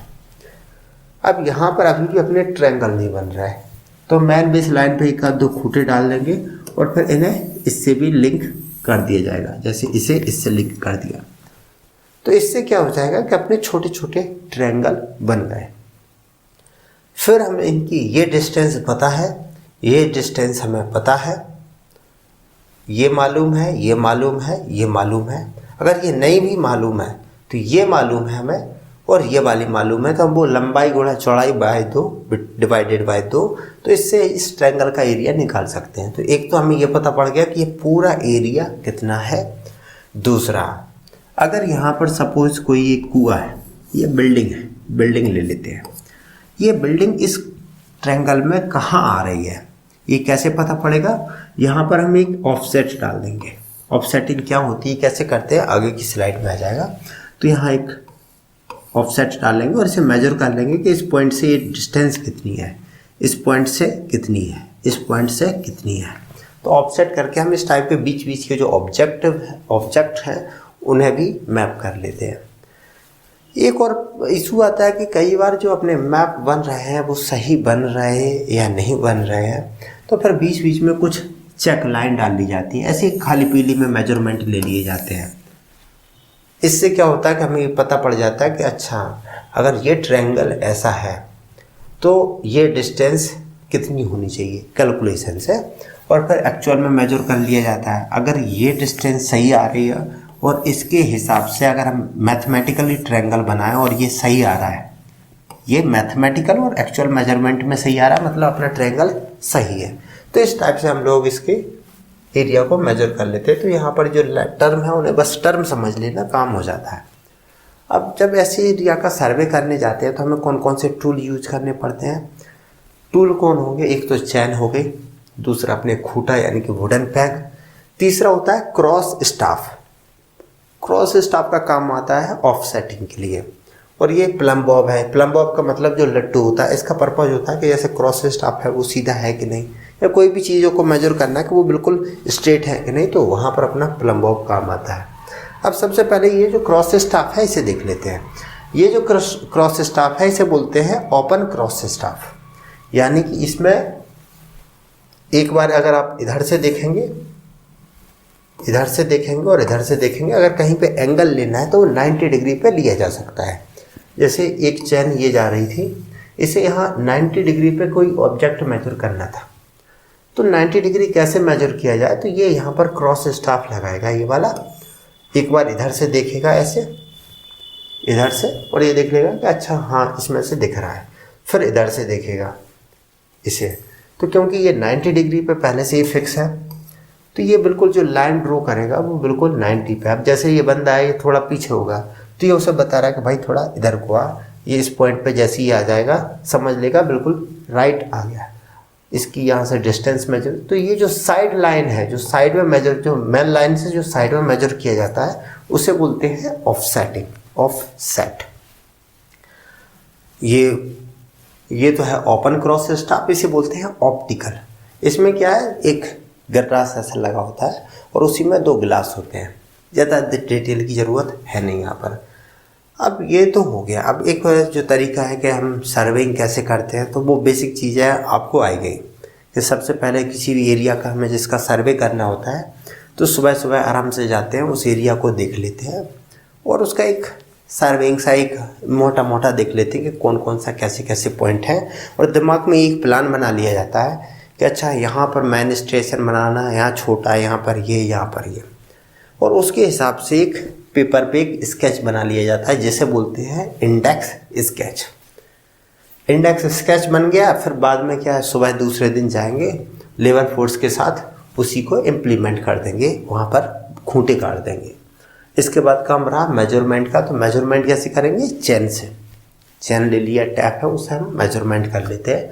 मेजरमेंट कर लिया तो मेजरमेंट से ये जो स्केच था, ये तो अब इसमें तो कोई आइडिया था नहीं कि इस पॉइंट से इसकी दूरी क्या है, लेकिन जब आप मेजरमेंट करते हैं तो ये बिल्कुल एक्चुअल सेंस में आपके आ जाते हैं। अब यहाँ पर जो ऑफसेटिंग कर रहे थे कि जैसे कोई पॉइंट यहाँ पर मिल गया तो यहाँ पर 90 डिग्री पे हम लोग, जैसे पॉइंट यहाँ मिल गया तो 90 डिग्री पे यहाँ ऑफसेटिंग कर रहे थे। तो वो कैसे होता है, जैसे अपनी ये मेन चेन है, आप यहाँ पर 90 डिग्री पे कोई ऑफसेट कर लो तो इसे बोलते हैं परपेंडिकुलर, यानी कि लंबवत ऑफसेट। कई बार परपेंडिकुलर 90 डिग्री का अपने पास कोई ऐसा साधन नहीं होता है कि हम 90 डिग्री बना लें, तो फिर क्या कर लेते हैं कि जैसे 9 लिंक या 6 लिंक का एक ट्रायंगल बना लिया, 6 लिंक 6 लिंक 6 लिंक्स। तो अब इससे क्या होता है, चैन ही है तो आराम से बन गई। अब इसमें क्या है कि ये सभी के सभी तीनों एंगल जो है वो 60 डिग्री के होंगे। तो यहाँ पर इस टाइप से भी हम ऑफसेट करके कोई मेजरमेंट साइड में, अगर चैनिंग चल रही थी साइड में कोई डाटा मेजरमेंट की ज़रूरत हो गई तो हम ऑफसेटिंग से उसे कर लेते हैं। प्रोसीजर है वो आपको समझ में आ ही गए हैं। अब आते हैं चैनिंग के ऑब्स्टेकल, कि जब हम किसी बड़े एरिया का इस टाइप से चैनिंग करते हैं तो उसमें दिक्कतें आती हैं। बेसिकली जो हमारी दिक्कतें हैं वो 3 टाइप की आती हैं यहाँ पर ऑब्स्टेकल। अब समझते हैं ऑब्स्टेकल्स इन चैनिंग।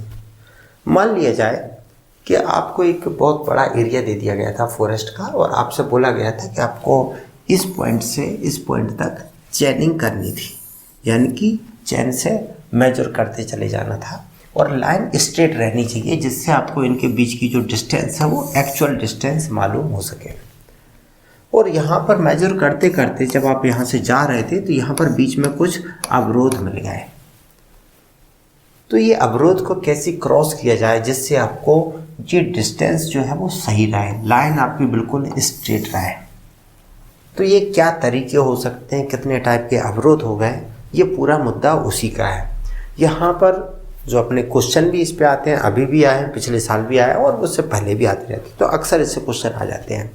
अवरोध 3 टाइप के होते हैं। पहला है कि जैसे यहाँ से जो चैनिंग ये कर रहे हैं, यहाँ पर जो बीच का पैच आया ये हो सकता है सपोज टाइगर का एरिया है, उसमें इन्हें अंदर घुसना सही नहीं है, यानी कि इसे इधर की लाइनें जो हैं वो दिखेंगी नहीं। ये साइड से जा सकते हैं लेकिन इस एरिया से इधर की चीज़ें दिखेंगी नहीं। तो ये वो है कि जहाँ चैनिंग तो फ्री है लेकिन विजन जो है दिखना है वो ऑब्स्ट्रक्टेड है। दूसरा ऐसा हो सकता है कि जैसे ये इस एरिया में चैनिंग करते हुए जा रहे थे, इधर से जा रहे थे और यहाँ पर इन्हें एक तालाब मिल गया या फिर एक रिवर मिल गई। अब रिवर के केस में क्या है कि ये चैनिंग नहीं कर सकते, तालाब में अंदर घुस के पानी जो है अगर पानी जो है वो लंबी चौड़ी रिवर है, तो उसके बीच में कैसे धार में खड़े रहेगा, चैनिंग करोगे। तो यहाँ चैनिंग करना आसान नहीं जाता है, लेकिन आप विजन आराम से है। चैनिंग ऑब्स्ट्रक्टेड है लेकिन विजन फ्री है। आप नदी के इस किनारे और इधर के किनारे को देख सकते हो, तालाब में भी आप इस किनारे को और इधर को देख सकते हो। विजन फ्री है लेकिन चैनिंग में ऑब्स्ट्रक्शन है। यह कुछ ऐसा हो सकता है जिसमें चैन और विजन दोनों ही ऑब्स्ट्रक्ट हो, दोनों में ही दिखने में दिक्कत हो। तो यहाँ पर इस टाइप से अपनी 3 कैटेगरी बनती है। पहली है चैनिंग जो है वो फ्री है लेकिन विजन है वो ऑब्स्ट्रक्टेड है, जैसे कि ये कंडीशन, जैसे बीच में आपका टाइगर वाला एरिया आ गया। तो इस कंडीशन में हम लोग जो चैन करते चले जा रहे थे वो कैसे जाएंगे जिससे अपनी लाइन स्ट्रेट बनी रहे। दूसरे में यहाँ पर चैन जो है वो फ्री थी, जिसमें दूसरे में चैनिंग है वो ऑब्स्ट्रक्टेड है, लेकिन यहाँ विजन ऑब्स्ट्रक्टेड था, यहाँ विजन फ्री है। वो कैसी कंडीशन है, जैसे कि आपके रास्ते में तालाब आ गया, मेजर कर रहे थे, बीच में तालाब आ गया। तीसरा है कि जहाँ दोनों के दोनों अवरोध आ जाए, ना तो विजन दिख रहा है ना तो चैनिंग में पता पड़ रहा है, यानी कि बीच में कहीं कोई बिल्डिंग आ गई, दिख भी नहीं रहा और मेजरमेंट भी कुछ करना पॉसिबल नहीं है। तो ऐसी 3 टाइप की सिचुएशन है और इन तीनों ही टाइप की सिचुएशन पे क्वेश्चन आए हुए हैं। जैसे 19 में आया था अपना पिछले साल, describe the survey of forest when river come in a way of survey line, यानी कि सर्वे लाइन में नदी आ रही है। नदी आने का मतलब है कि अपनी दूसरी कंडीशन है कि आपको विजन ऑब्स्ट्रक्टेड नहीं है, विजन फ्री है लेकिन चैनिंग में ऑब्स्ट्रक्शन है। कैसे क्रॉस करेंगे इसे आगे की स्लाइड में देखेंगे। Discuss different method of surveying to solve the forest field problem. तो जो तीनों टाइप के प्रॉब्लम्स हैं उनके बारे में पूछा गया है।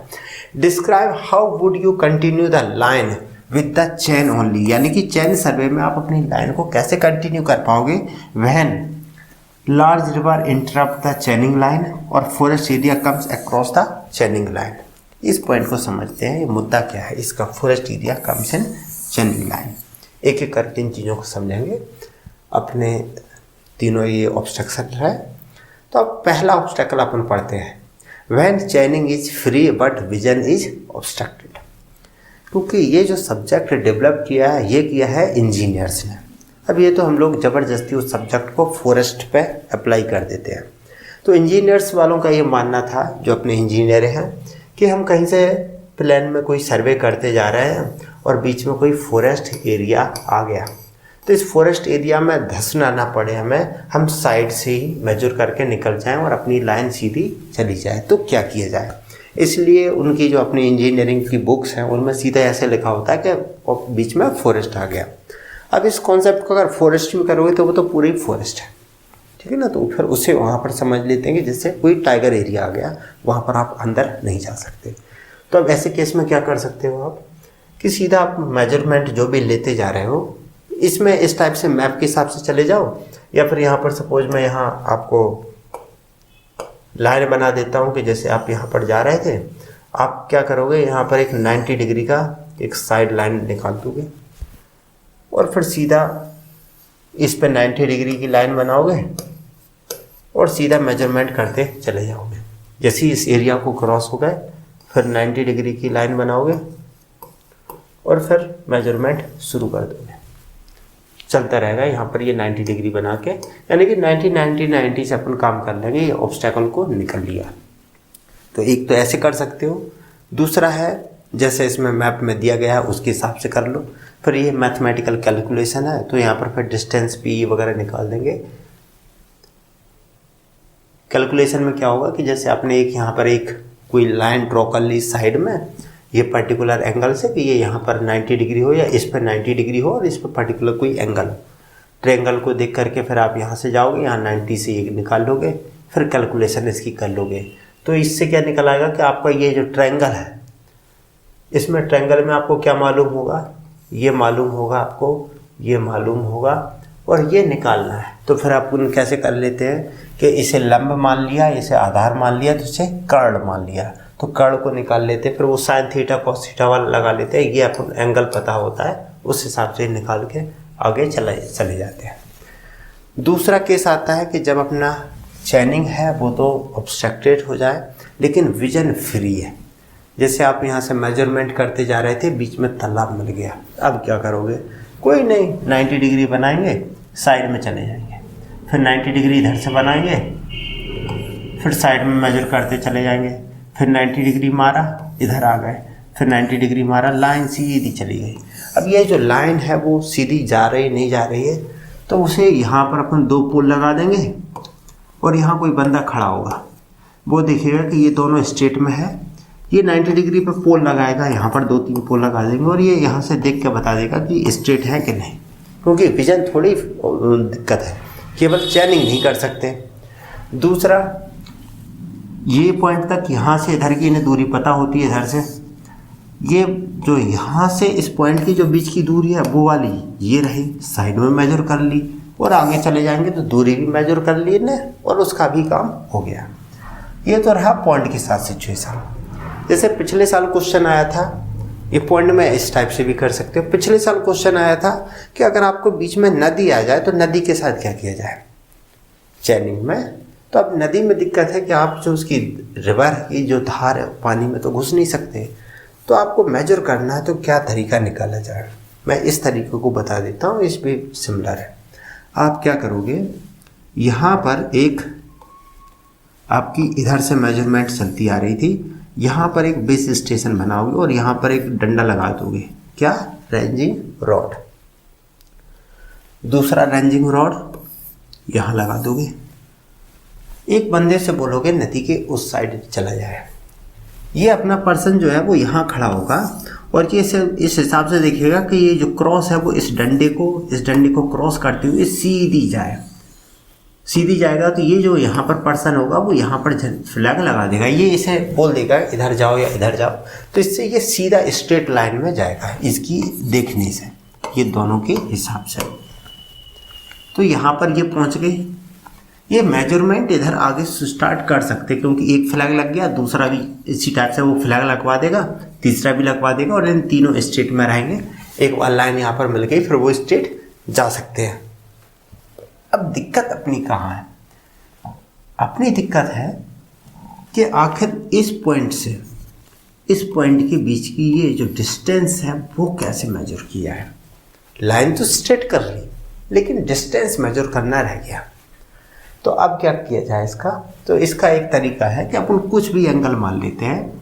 सपोज यहाँ पर अपन 20 मीटर चल लिए, 90 डिग्री का एक लाइन खींची और यहाँ पर जाके 20 मीटर 50 मीटर जो भी है आपकी इच्छा हुई वहाँ तक आप चल दिए।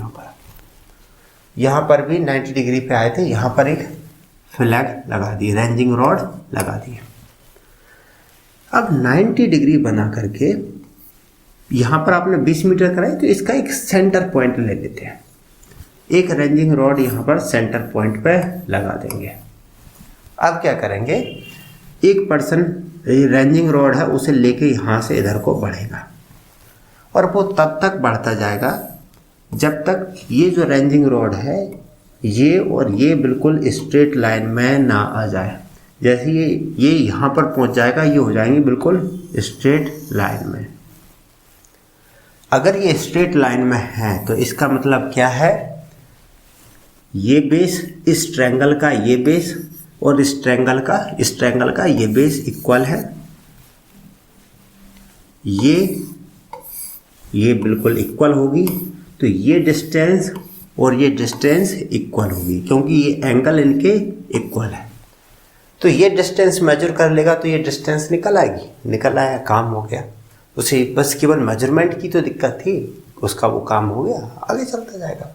वैसे ही इसमें कर लिया जाता है। इसमें क्या करेंगे, यहाँ पर 2 ट्रायंगल बना लेते हैं, वो 90 डिग्री का कुछ एक फिक्स जो भी इनने बनाया वो बना लिया। अब ये क्या करेगा, यहाँ पर एक फ्लैग लगा देगा और यहाँ से ये मूव करता जाता है, इस फ्लैग को काउंटर करने वाला है ट्रायंगल के हिसाब से। फिर वो उनका अपना कैलकुलेशन चलता रहता है कि भाई ये ट्रायंगल जो है इसमें इसका वो सिमिलर होता है, फिर पैरेललिज्म का कुछ कॉन्सेप्ट काट करके ये निकालते हैं। मुझे ये तरीका पसंद है, ये आराम से कैलकुलेशन में भी आ जाता है और समझ में भी आ जाता है। कैलकुलेशन ये वगैरह थोड़ा बहुत दिए है समझ लेने से।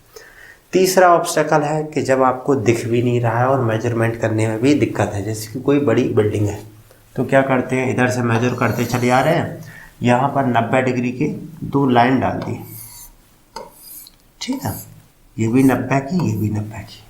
अब कहीं डाटा गड़बड़ ना हो जाए तो फिर क्या है, हम इन्हें ऐसे भी मेजरमेंट ले लेते हैं जिससे अपने जो स्क्वायर यहाँ पर जो बना है वो बिल्कुल सही राइट बने।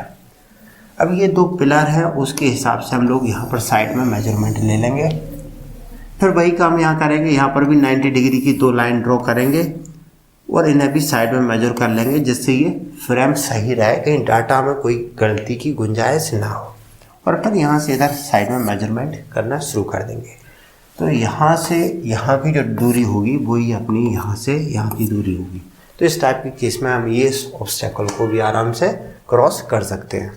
तो चेन सर्वे में जो दिक्कतें होती थी वो 3 टाइप की दिक्कतें थी, तीनों यहाँ हो चुकी हैं। तो अब अपना जैसे क्वेश्चन था, क्वेश्चन देख लेते हैं। जैसे यहाँ क्वेश्चन था, give a list of survey method adopted in forest, ठीक है। Describe the survey of forest when river come in way of survey line. कर लोगे, आराम से किया जा सकता है। Discuss different method of surveying to solve forest field problem. तो जो 3 टाइप की फॉरेस्ट फील्ड प्रॉब्लम थी उन्हें कर सकते हो। Describe how would you continue to line with the chain only when large river interrupt the chaining line, forest area comes across the chaining line. तो ये सारे क्वेश्चन जो है अब किए जा सकते हैं। यहाँ पर अपना जो चेन सर्वे है वो हो जाता है खत्म। अब अपना अगला चैप्टर आ जाएगा कंपास सर्वे। अभी तक चेन सर्वे में आप ट्रायंगल खेल रहे थे, डिपार्टमेंट को थोड़ी दया आ जाती है, रहम आ जाता है और वो आपसे बोलते हैं कि ले बेटा कंपास भी ले और ऐस कर। अब कंपास से आपको क्या फ़ायदा है? जैसे अभी चेन सर्वे में हमें जो भी एरिया को मेजर करना होता था, जैसे अपने पास ये एक एरिया है, तो आप क्या करते थे कि सबसे पहले एक बड़ी लाइन की ड्रॉ कर लोगे, फिर कुछ ऐसे ही स्टेशन बना लिए। तो यहाँ पर इस टाइप की आप पूरे एरिया को कुछ ट्रायंगल में डिवाइड कर दोगे और फिर ये ट्रायंगल का एरिया मेजर करके पूरे एरिया का डाटा कि एरिया कितना है वो कैलकुलेट कर लेते थे। कंपास, अब इसमें दिक्कत क्या होती थी कि ये जो एंगल है ये आपको मेजरमेंट के लिए कुछ तरीका था नहीं आपके पास, इसलिए ट्रायंगल से ही काम चलाते थे। और इसमें भी अगर ये जो एंगल है वो अगर कुछ गड़बड़ हो गया तो आप नहीं कर सकते। एरिया टेढ़ा मेढ़ा है, आप मेजरमेंट नहीं कर सकते, आपको फ्लैट एरिया चाहिए। अब अगर आपसे ये बोल दिया गया कि ये एक रोड जा रहा है, ठीक है ना, ये एक रोड जा रहा है, आपको ये निकालना है कि इस पॉइंट से यहाँ तक की दूरी क्या है। तो चेन सर्वे से ये रोड के किनारे किनारे ऐसे रोड जो टेढ़ा मेढ़ा जा रहा है इसकी दूरी निकालना पॉसिबल ही नहीं है, क्योंकि वो कहाँ तक ट्रायंगल बनाता रहेगा। ये ऐसे एक ट्रायंगल बनाएगा, फिर ऐसे बनाएगा, फिर ऐसे बनाएगा, यानी कि ट्रायंगल बना के जाएगा। तो इसमें दिमाग का दही होता है। तो डिपार्टमेंट को जैसे रहम आ गया, उन्होंने आपको कंपास पकड़ा दिया, तो कंपास क्या हेल्प करेगा, इस पॉइंट से यहाँ तक की दूरी निकालनी है। सपोज आप ऐसे गए, यहाँ पर पहुँच गए, तो आपको होता क्या है कि ये एंगल पता होता है, कंपास से निकाल लेते हैं अपन एंगल। तो इसमें करेंगे क्या, ये डिस्टेंस निकाल ली, ये डिस्टेंस निकाल ली, कंपास पता है तो ये अपने आप कैलकुलेट हो गए कि ये डिस्टेंस अपनी क्या है, ये डिस्टेंस अपनी क्या है, ये डिस्टेंस अपनी क्या है। ये बिल्कुल वैसे ही हो जाता है जैसे अपने मैथ रीजनिंग के क्वेश्चन में आता है कि एक पर्सन पॉइंट ए पे खड़ा हुआ है, वो वेस्ट की साइड 20 मीटर जाता है, फिर दाएं हाथ की साइड मोड़ करके 40 मीटर जाता है, फिर बाएं साइड मुड़ के फिर 20 मीटर जाएगा, फिर ऐसी कुछ घुमाते फिराते फिर बाद में बोल दिया जाएगा कि अब वो पॉइंट जेड पे पहुंच गया है। आप बताइए वो ए से कितनी दूरी में है या किस डायरेक्शन में है। तो एंगल मिलने से हम लोग इसकी दूरी जो है वो आप आसानी से कैलकुलेट कर सकते हैं। तो कंपास सर्वे जो है वो थोड़ा जो चेन सर्वे है उससे आसान हो जाता है। अब इसके पिछले साल के क्वेश्चन देख लेते हैं, जैसे कि इनुमरेट the method of direct linear measurement. ये तो अपना हो गया क्वेश्चन कि डायरेक्ट लीनियर मेजरमेंट के मेथड कौन से हैं। तो उसमें वो डायरेक्ट वाला जो अपना था अरेंजिंग वाला वो मेथड है। दूसरा यहाँ मेथड में और क्या कर सकते हैं, चेन कंपास से भी कर सकते हैं। Discuss the brief application of prismatic compass in forestry. ये क्वेश्चन को यहाँ डालने का पर्पज ये जो सेकंड पार्ट है क्वेश्चन का उससे है। In a forest survey do you provide a prismatic compass? How will you accomplish with bearing of line AB? ये एंगल की बात कर रहा है। How is compass survey done? Compass survey कैसे किया जाता है? What are the advantage of compass survey? जब एडवांटेज की बात की जाएगी तो इसका मतलब है चेन सर्वे जो उससे कम डेवलप फॉर्म है उससे कैसे ये हेल्प करेगा। इसमें होल सर्किल बेयरिंग और रिड्यूस बेयरिंग क्या होता है, प्रिज्मेटिक कंपास, सर्वेयर कंपास, ये इनके बारे में है। क्वेश्चन वगैरह है, इन्हें देख लेना, आप एक एक करके सीधी जो मेन चीज़ें हैं उन्हें डिस्कस कर लेते हैं। तो सबसे पहले तो है कि हम कंपास सर्वे की तरफ क्यों शिफ्ट हुए, यानी कि चेन सर्वे में अपनी क्या समस्याएं थी। पहली समस्या ये है कि चेन सर्वे में हम लोग जो भी मेजरमेंट करते थे वो ट्रायंगल बना के करते थे इस टाइप से। अब इसमें क्या है, एक तो आपको जहाँ भी मेजरमेंट करें एरिया है वो छोटा होना चाहिए और फ्लैट होना चाहिए, तभी आप ये कर पाएंगे। इसे हम लोग चेन सर्वे के में भी देख चुके थे कि लेवल सरफेस हो, स्मॉल एरिया हो, ठीक है, फ्लैट हो। अगर इस टाइप की अंडुलेटिंग है तो हम लोग नहीं कर पाते थे। दूसरा, अगर स्मॉल स्केल पे मैप बनाना हो तभी ये कर पाते थे। अगर ये थोड़ा बड़ा हो गया तो दिक्कत आ जाती थी। कंपास सर्वे में क्या होगा, अब आपके पास दो टूल हैं। चेन तो है ही, क्योंकि आपको दो पॉइंट के बीच की दूरी के लिए तो कोई ना कोई डिस्टेंस मेजरिंग टूल चाहिए, तो वो तो चेन है ही। लेकिन इसमें जो मेन टूल है, जो सबसे ज़्यादा इम्पोर्टेंट टूल है, वो है कंपास, क्योंकि एंगल इसी से मेजर किया जाएगा। तो इस वजह से हम इसे कंपास सर्वे बोलते हैं। अब कंपास सर्वे का प्रिंसिपल क्या है, ट्रैवर्जिंग, यानी कि इसमें हमें ट्रायंगल बनाने की ज़रूरत नहीं है, हम आराम से चलते जाएंगे, बस एंगल मेजर करो और चलो, एंगल मेजर करो और चलो। कई बार ऐसा बोला जाता है कि जो ट्रैवर्जिंग है वो कितने टाइप की होती है, तो आप बोल सकते हो कि ट्रैवर्जिंग जो है वो दो टाइप की है, क्लोज ट्रैवर्जिंग और ओपन ट्रैवर्जिंग। क्लोज का मतलब आपको जैसे ये तालाब का एरिया निकालना है, आप यहाँ से शुरू करें और एंगल मेजर कर करके यहाँ तक आ गए, यानी कि जिस पॉइंट से चालू हुए उसी पॉइंट पे वापस आ गए, तो ये क्या है, क्लोज ट्रैवर्जिंग। अब इसमें होगा क्या, आपको ये एंगल जो है वो सभी मालूम है, एंगल्स मालूम है, ये जो भुजाएं हैं उनके डिस्टेंस मालूम है, तो आपको ये कितना एरिया अंदर है वो आराम से कैलकुलेट किया जा सकता है। ओपन ट्रैवर्जिंग का मतलब आप जैसे कोई नदी है उसके किनारे किनारे चल रहे हैं, जो चेन सर्वे में पॉसिबल नहीं था। अगर आपसे बोला गया कि नदी की यहाँ से यहाँ तक की दूरी कैसी है, कितनी है, चेन सर्वे में मेजर करने में दिमाग का नहीं होता है।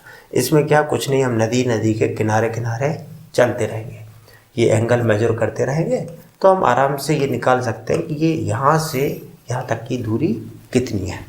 तो ये ओपन और क्लोज ट्रैवर्जिंग का काम अपना यहाँ पर हो जाता है। अब आपसे कंपास सर्वे कैसे करेंगे, इसमें ज़्यादा अपनी कोई मुद्दा बचता नहीं है, सीधी सी सर्वेइंग ही करी जाएगी जैसे चेन सर्वे है, बस यहाँ पर कंपास से हम एंगल मेजर करेंगे। अब यहाँ कुछ टर्म आ जाते हैं, देखो सर्विंग कैसे करनी वो समझ में आ गई आपको। कुछ टर्म आएंगे, जैसे कि पहला तो टर्म है, ये जब कंपास मेन टूल है तो कंपास के टाइप्स है कि कंपास के कितने टाइप होते हैं। तो इनमें बेसिकली 4 टाइप की कंपास है जिन्हें हमें पढ़ना है। पहला है अपना प्रिज्मेटिक कंपास, इसे डिटेल में देखेंगे। इसमें होगा क्या, ध्यान दो, यहाँ पर एक सर्कल हो गया, अपना जो मेन केज है, उसके अंदर ये है निडल। ये जो निडल है, ये निडल इधर 2 लाइनें हुई और यहाँ पर एक पूरा 180 360 तक का ऐसा पूरा गोल सा सर्कल होता है जो इस निडल से जुड़ा होता है और ये पूरा चक्का घूमता है। यहाँ पर होता है एक, इसे बोलते हैं पहले हॉर्स हेयर, यानी कि घोड़े का बाल लगाते थे, आजकल पतला मेटल का वायर लगा देते हैं, आयरन का। और इसे प्रिज्मेटिक कंपास इसलिए बोलते हैं क्योंकि यहाँ पर ये जो है, यहाँ पर प्रिज्म लगा होता है, इस प्रिज्म से ऐसे करके देखते हैं इसमें से। तो जैसे अपन को कोई एंगल मेजर करना है, अपनी जैसे लाइन ये जा रही थी, तो सबसे पहले हम प्रिज्म को यहाँ पर जैसे इसे रख लिया और इसे इधर देख लिया और ये देख लिया, ये क्योंकि ये नॉर्थ डिग्री से होगा तो ये देख लेंगे कि ये नॉर्थ से कितना एंगल बना रहा है। फिर हम इसे घुमा करके ऐसे लेके आएंगे और इधर से एंगल देख लेंगे, तो हमें ये एंगल कितना है, कितना डिग्री है, वो आराम से कैलकुलेट हो जाता है। तो क्या रहा ये प्रिज्मेटिक कंपास। दूसरा है सर्वेयर कंपास। सर्वेयर कंपास और प्रिज्मेटिक में फ़र्क क्या है इसमें, जहाँ प्रिज्म यूज करते हैं यहाँ प्रिज्म का कोई मुद्दा ही नहीं है। यहाँ पर भी इस टाइप की रॉड है जिसमें छेद है, इसमें भी होल है, इसमें सीधा स्लैंटिंग होती है, इसमें केवल होल होते हैं। तो हम इसे पकड़ के इससे इधर से देख लेते हैं। इसमें भी सेम है, सिमिलर कंडीशन है, बस जो फ़र्क है वो अभी बता देंगे। अगली स्लाइड में इसकी डिटेल पिक्चर आएगी तब इसे देख लेते हैं। इसके अलावा तीसरा आता है अपना पॉकेट कंपास, जैक स्पैरो को तो बहुत देखा ही होगा। और चौथा है ट्राउट कंपास। जब हम लोग प्लान टेबल सर्वे करेंगे तब इसे यूज़ करेंगे। इसमें क्या होता है, ट्राउट कंपास में हमें बहुत ज़्यादा चीज़ों की ज़रूरत पड़ती नहीं है इसमें। तो इसमें जो बीच का पॉइंट रहेगा वो रहता है 0 और इधर से 5 डिग्री और 5 डिग्री, यानी कि 10 डिग्री का ही डिफरेंस होता है। निडल को केवल 10 डिग्री के बीच में ही हमें बैलेंस करने की ज़रूरत पड़ती है। प्लान टेबल सर्वे में से ट्राउट कंपास को यूज करेंगे। अब इसमें जो अपने पहले तो कंपास है, प्रिज्मेटिक कंपास और सर्वेयर कंपास, इन्हें ध्यान से देखते हैं। ऑब्जेक्टिव टाइप के क्वेश्चन में भी आ जाते हैं, यहाँ पर भी अपने ज़रूरत पड़ जाती है। जैसे पहला है प्रिज्मेटिक कंपास। इसके बारे में काफ़ी चीज़ें तो पहले ही देख चुके हैं कि यहाँ पर अपना ये जो प्रिज्म है, यहाँ पर 2 लेंस वगैरह लगे हैं, ये हेयर लगा होगा इसमें। यहाँ पर ये भी बता चुके हैं कि ये जो है जैसे कि ये 360 डिग्री तक की होगी और इसमें पूरा का पूरा जो मार्किंग है वो इस मेन जो अपनी निडल है नॉर्थ साउथ वाली, उसी से ये पूरी रिंग जो है वो इसके साथ जुड़ी हुई है। तो जब ये घूमती है तो पूरी की पूरी घूमती है। फर्स्ट थिंग ये इसकी स्ट्रक्चर है कि जैसे ये प्रिज्म लगा है, ये ब्लू और रेड ग्लास लगा हुआ है, ये ऑब्स्टेकल, यहाँ पर ये निडल वगैरह लगी हुई है। एक बार स्ट्रक्चर देख लेना इसकी। दूसरा जो सर्वेयर कंपास है उसमें क्या डिफरेंस है। अब जैसे इसे प्रिज्मेटिक कंपास को देखेंगे कैसे, जैसे इस पर एक एंगल पर रख दिया और ऐसे हम लोग देखते जाएंगे, ट्रैवर्जिंग जो करनी है उसे कर सकते हैं। अब देखते हैं सर्वेयर कंपास को। सर्वेयर कंपास में और प्रिज्मेटिक में क्या डिफरेंस आ गया, ये देखो। सर्वेयर में जो निडल है वो केवल सिंगल है। इसमें जो मार्किंग वाली जो एरिया होता है वो इसके केज के साथ फिक्स है, वो निडल के साथ जुड़ा नहीं है। यानी कि निडल जो है वो फ्रीली मूव करेगी, मार्किंग इसमें ही होती है। निडल से ये मार्किंग वाला जो एरिया है वो जुड़ा नहीं है, फर्स्ट थिंग। दूसरा, इससे पहले जो प्रिज्मेटिक कंपास है उसमें ये जो मार्किंग है वो होती थी 0 से लेके 360 डिग्री तक, जबकि इसमें जो है वो होती है 90 तक। यहाँ पर जैसे सपोज ये नॉर्थ है, ये साउथ है, तो साउथ से शुरू होगी 10, 20, 30, 50, 60, 85, ये हो जाएगी 90। तो इसकी गिनती जो है वो यहाँ से शुरू होगी 90 तक, और इसकी फिर यहाँ से 10, 20, 30, 40, 50, 90 तक, इधर भी इसकी 90 तक, इसकी 90 तक। तो इसकी जो मैक्सिमम है वो 90 तक ही काउंट जाती है, 0 से 90। इससे भी इधर 0 से 90, 0 से 90, 0 से 90, ये भी 0 से 90। दूसरा इसमें ये वाला जो पार्ट है वो फिक्स है, ये इसे क्या बोलते हैं, सर्वेयर कंपास। तो प्रिज्मेटिक और सर्वेयर कंपास के बीच का जो एंगल है वो आपको समझ में आ गया होगा। अब ऐसा क्यों दोनों को समझने की ज़रूरत है, इसके पीछे रीज़न है कि आगे आता है होल सर्कल बेयरिंग और रिड्यूस बेयरिंग। तब जब वो दोनों टर्म आएंगे तब ये थोड़ी दिक्कत देता है। अब ये जो बेयरिंग है इसके भी कई बार आते हैं, आपसे बोला जाएगा फोर बेयरिंग और बैक बेयरिंग क्या है, रिड्यूस बेयरिंग या होल सर्कल बेयरिंग क्या है, ये टर्म समझ में नहीं आते, तो इसे देख लेते हैं। पहली है बेयरिंग। बेयरिंग का मतलब है एंगल। मैं तो यही समझता हूँ जैसे मोटर में बेयरिंग है, घूमती है, ख़त्म का। मुद्दा क्या है, मुद्दा है कि जैसे अपना जो अर्थ है मैग्नेटिक फील्ड है। बेयरिंग का मतलब है कि मैग्नेटिक फील्ड, सपोज ये नॉर्थ है अपना, ये है नॉर्थ पोल, ये है साउथ पोल, ख़त्म का। ऊपर का नॉर्थ, नीचे का साउथ। अब इस एंगल से अपनी जो भी निडल है, कहीं भी कंपास रखते हो, अगर वो बिल्कुल नॉर्थ साउथ जो बताता है वो ठीक है, इस नॉर्थ साउथ से वो कितना एंगल बना रहा है, ये जो एंगल बना रहा है इसी को बोलते हैं बेयरिंग। यानी कि आप कहीं लाइन ड्रॉ कर रहे हो तो आपकी जो लाइन है वो नॉर्थ साउथ से कितनी एंगल पे मुड़ रही है। इसका कहने का जो पर्पज है जैसे आप यहाँ से लाइन ड्रॉ करते चले आ रहे थे, यहाँ से मेजर किया, यहाँ से मेजर करने चले आए यहाँ। अब नॉर्थ पोल है इधर, तो यहाँ पर आपकी जो है नॉर्थ दिखा रहा है, वो तो नॉर्थ तो यहाँ दिखा रहा है और आप जा रहे हो इधर को, तो ये बताएगा कि आप नॉर्थ से कितने डिग्री की बियरिंग पे हो, इधर कितने डिग्री से इधर को चल रहे हो। तो ये जो एंगल है उसे बोलते हैं बियरिंग। अब यहाँ बियरिंग में जैसे मैंने बोला कि दो टर्म आएंगे, एक आता है होल सर्कल बियरिंग और दूसरा आता है रिड्यूस बियरिंग, या रिड्यूस बियरिंग को और बोलते हैं रिड्यूस बियरिंग, या इसमें दो ही टर्म लिखे हुए हैं, होल सर्कल बियरिंग और रिड्यूस बियरिंग। रिड्यूस बियरिंग का एक टर्म और है, आपके नोट्स में लिखा होगा। तो यहाँ होल सर्कल का क्या मुद्दा है, ये दोनों चीज़ों को ध्यान से समझो, ये थोड़े काम में आएंगे। पहले समझते हैं होल सर्कल बियरिंग को। आप एक पॉइंट है ए, यहाँ से आप पहुँचे चेनिंग करते करते, यानी कि एक चेन चला ली, आप पहुँचे बी पे, बी के बाद आप आगे जा रहे हो सी पॉइंट पे, इस टाइप से जा रहे हो। अब आपका काम है कि बी पॉइंट पे आप एंगल मेजर करते हो।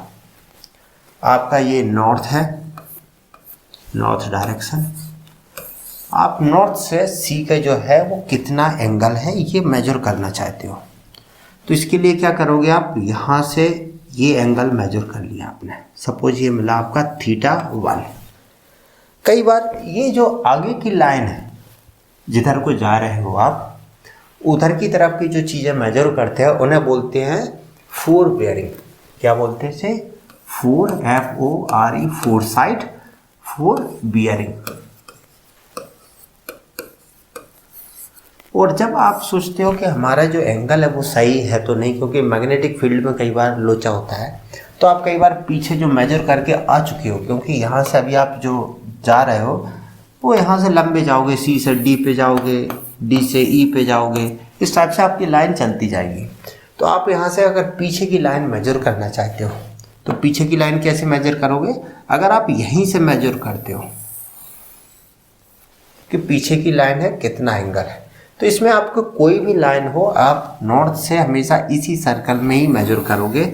और ये सपोज ये लाइन अगर यहाँ तक भी है, ये लाइन है, अगर मान के चलो पॉइंट ये यहाँ पर भी है पॉइंट, और ये ऐसी भी लाइन बन रहा हो, इससे ये बहुत ही कम छोटा एंगल हो, फिर भी आप जानबूझ करके आपको इसी से ऐसे ही मेजर करना पड़ेगा ये, क्योंकि आपके पास मेजरमेंट का एक ही तरीका है, वो है यहाँ से जाकर राइट साइड से होते हुए पूरा एंगल मेजर करना। तो आप निकालोगे कि ये है θ1 और ये θ2, और जनरली इनका और इन दोनों के बीच का डिफरेंस जो है वो 180 डिग्री के आसपास आ जाता है। तो उनका डिफरेंस काउंट कर लिया तो समझ में आ गया कि अपना जो डाटा चल रहा है वो सही चल रहा है। ये जो है आगे का ले रहा है तो फोर बियरिंग, और पीछे को पलट के पीछे वाली लाइन के साथ भी एंगल दे रहा है तो पीछे वाले को बोलते हैं बैक बियरिंग। तो फोर बियरिंग और बैक बियरिंग दो टर्म हो गए। और ये जो बियरिंग ले रहे हैं जिसमें हम एक ही सर्कल से जा रहे हैं, चाहे वो 350 डिग्री का क्यों ना हो, इसे बोलते हैं होल सर्कल बियरिंग। और अगर सपोज इसमें क्या है कि बार बार आपको इसे भी लेना है तब भी यहीं से लेना पड़ता है, आप कुछ ऐसा चाहते हो कि इतना बड़ा बड़ा डाटा ना आए, आप क्या कर सकते हो, जैसे इसे मैं आगे बढ़ा लेता हूँ, D है, ये E आ गया, ये F है, ये G है। आप लेते ऐसा कंपास लेके आते हो जो 0 से 90 डिग्री तक ही मैक्सिमम डाटा दे। तो आप क्या कर सकते हो, ये अपना नॉर्थ आ गया, ये आपका कंपास है। आप मेजर क्या करना चाहते हो कि भाई देखो, मैं अगर फोर बेयरिंग करना है तो हम ये मेजर कर लें θ1, बैक बेयरिंग करना है तो क्यों इतना लंबा करें, हम यहाँ सीधा से ये ले लेते हैं ना, ये सिस्टम सिंपल सा आ जाएगा, जो भी 20-30 डिग्री आएगा वही आएगा, इधर से लेके आएंगे 370-80 आएगा, ऐसा आएगा, तो इसकी ज़रूरत नहीं है। इसमें हम क्या करते हैं, ये लाइन जो है चाहे वो नॉर्थ हो या साउथ हो, जिससे पास में पड़े, जैसे ये लाइन है ये नॉर्थ के पास में है तो हम लोग इधर से मेजर कर लेंगे। और अगर सपोज ये जो लाइन है वो इधर ऐसी होती, सपोज ई इधर होता है, जी इधर होता है, तो ये साउथ से पास में है तो हम लोग ये लेते हैं मेजर। तो होल सर्कल का मतलब है जहाँ पर हम एक ही सर्कल में मेजर करते हैं। रेड्यूस सर्कल का मतलब है हम यहाँ रिड्यूस कर लेते हैं जो मैक्सिमम डिग्री आए, चाहे वो नॉर्थ से आए या साउथ से आए, इसे बोलते हैं हम लोग रिड्यूस सर्कल बेयरिंग।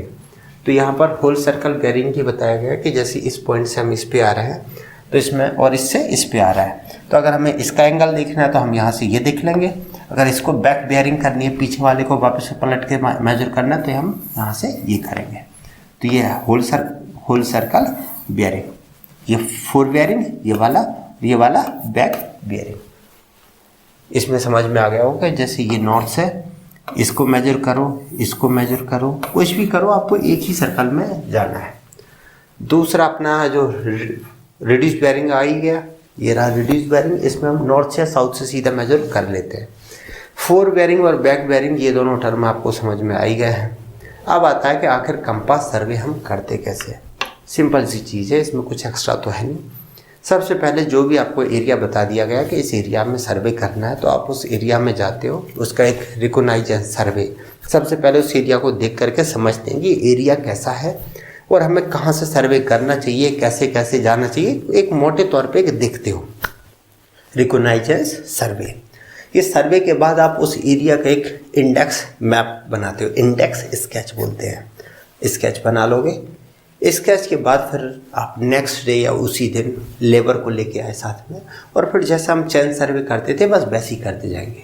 बस ये है कि इसमें ट्रायंगल बनाने की ज़रूरत नहीं है, हम एरिया में मूव करते जाएंगे, एंगल मेजर करते जाएंगे और चलता जाएगा। तो इस टाइप से अपना इसका हो जाता है। अब आता है कि कंपास सर्वे के एडवांटेज और चैलेंजेस या डिसएडवांटेज क्या है। देखो ये कंपास है, कंपास चलता है मैग्नेटिक फील्ड से, और मैग्नेटिक फील्ड हर एरिया का अलग अलग हो सकता है। अगर आप इधर को जा रहे हैं, साइड में कोई बहुत बड़ी माउंटेन है, तो उसकी ग्रेविटी इम्पैक्ट देगी, उसका मैग्नेटिक फील्ड हो सकता है। अगर उस माउंटेन में मेटल है, आयरन और उसमें दबा हुआ है उसके नीचे, तो मैग्नेटिक फील्ड उस एरिया का फ़र्क पड़ जाएगा। तो आपको जो नॉर्थ मिल रहा है वो एक्चुअल नॉर्थ ना मिले, कोई गारंटी नहीं है एक्चुअल नॉर्थ है या नहीं है। ऐसा हो सकता है कि आप सर्वे कर रहे हैं, आपके अलग अलग पॉइंट पर अलग डायरेक्शन मिल रही हो नॉर्थ की, 2-4 डिग्री का फ़र्क भी आपकी टोटल कैलकुलेशन में फ़र्क पड़ जाएगा। दूसरा, आज के टाइम पे बहुत सारी चीज़ें आ रही जो मैग्नेटिक है, आपके पॉकेट में मोबाइल पड़ा था वो इम्पैक्ट दे रहा है उस पर। तो ये जो मैग्नेटिक वाली चीज़ों की वजह से आपका जो कंपास सर्वे है उसकी सबसे बड़ी दिक्कत है। एडवांटेज ये है कि सस्ता पड़ता है। चैन सर्वे जो कर रहे थे उसमें ये 20-50 रुपये 100 रुपये का आइटम जुड़ गया और आपने आराम से मेहनत आधे से भी कम कर ली, तो ये अपने एडवांटेज हो जाते हैं। अब इस पर लास्ट एक क्वेश्चन देख लेते हैं।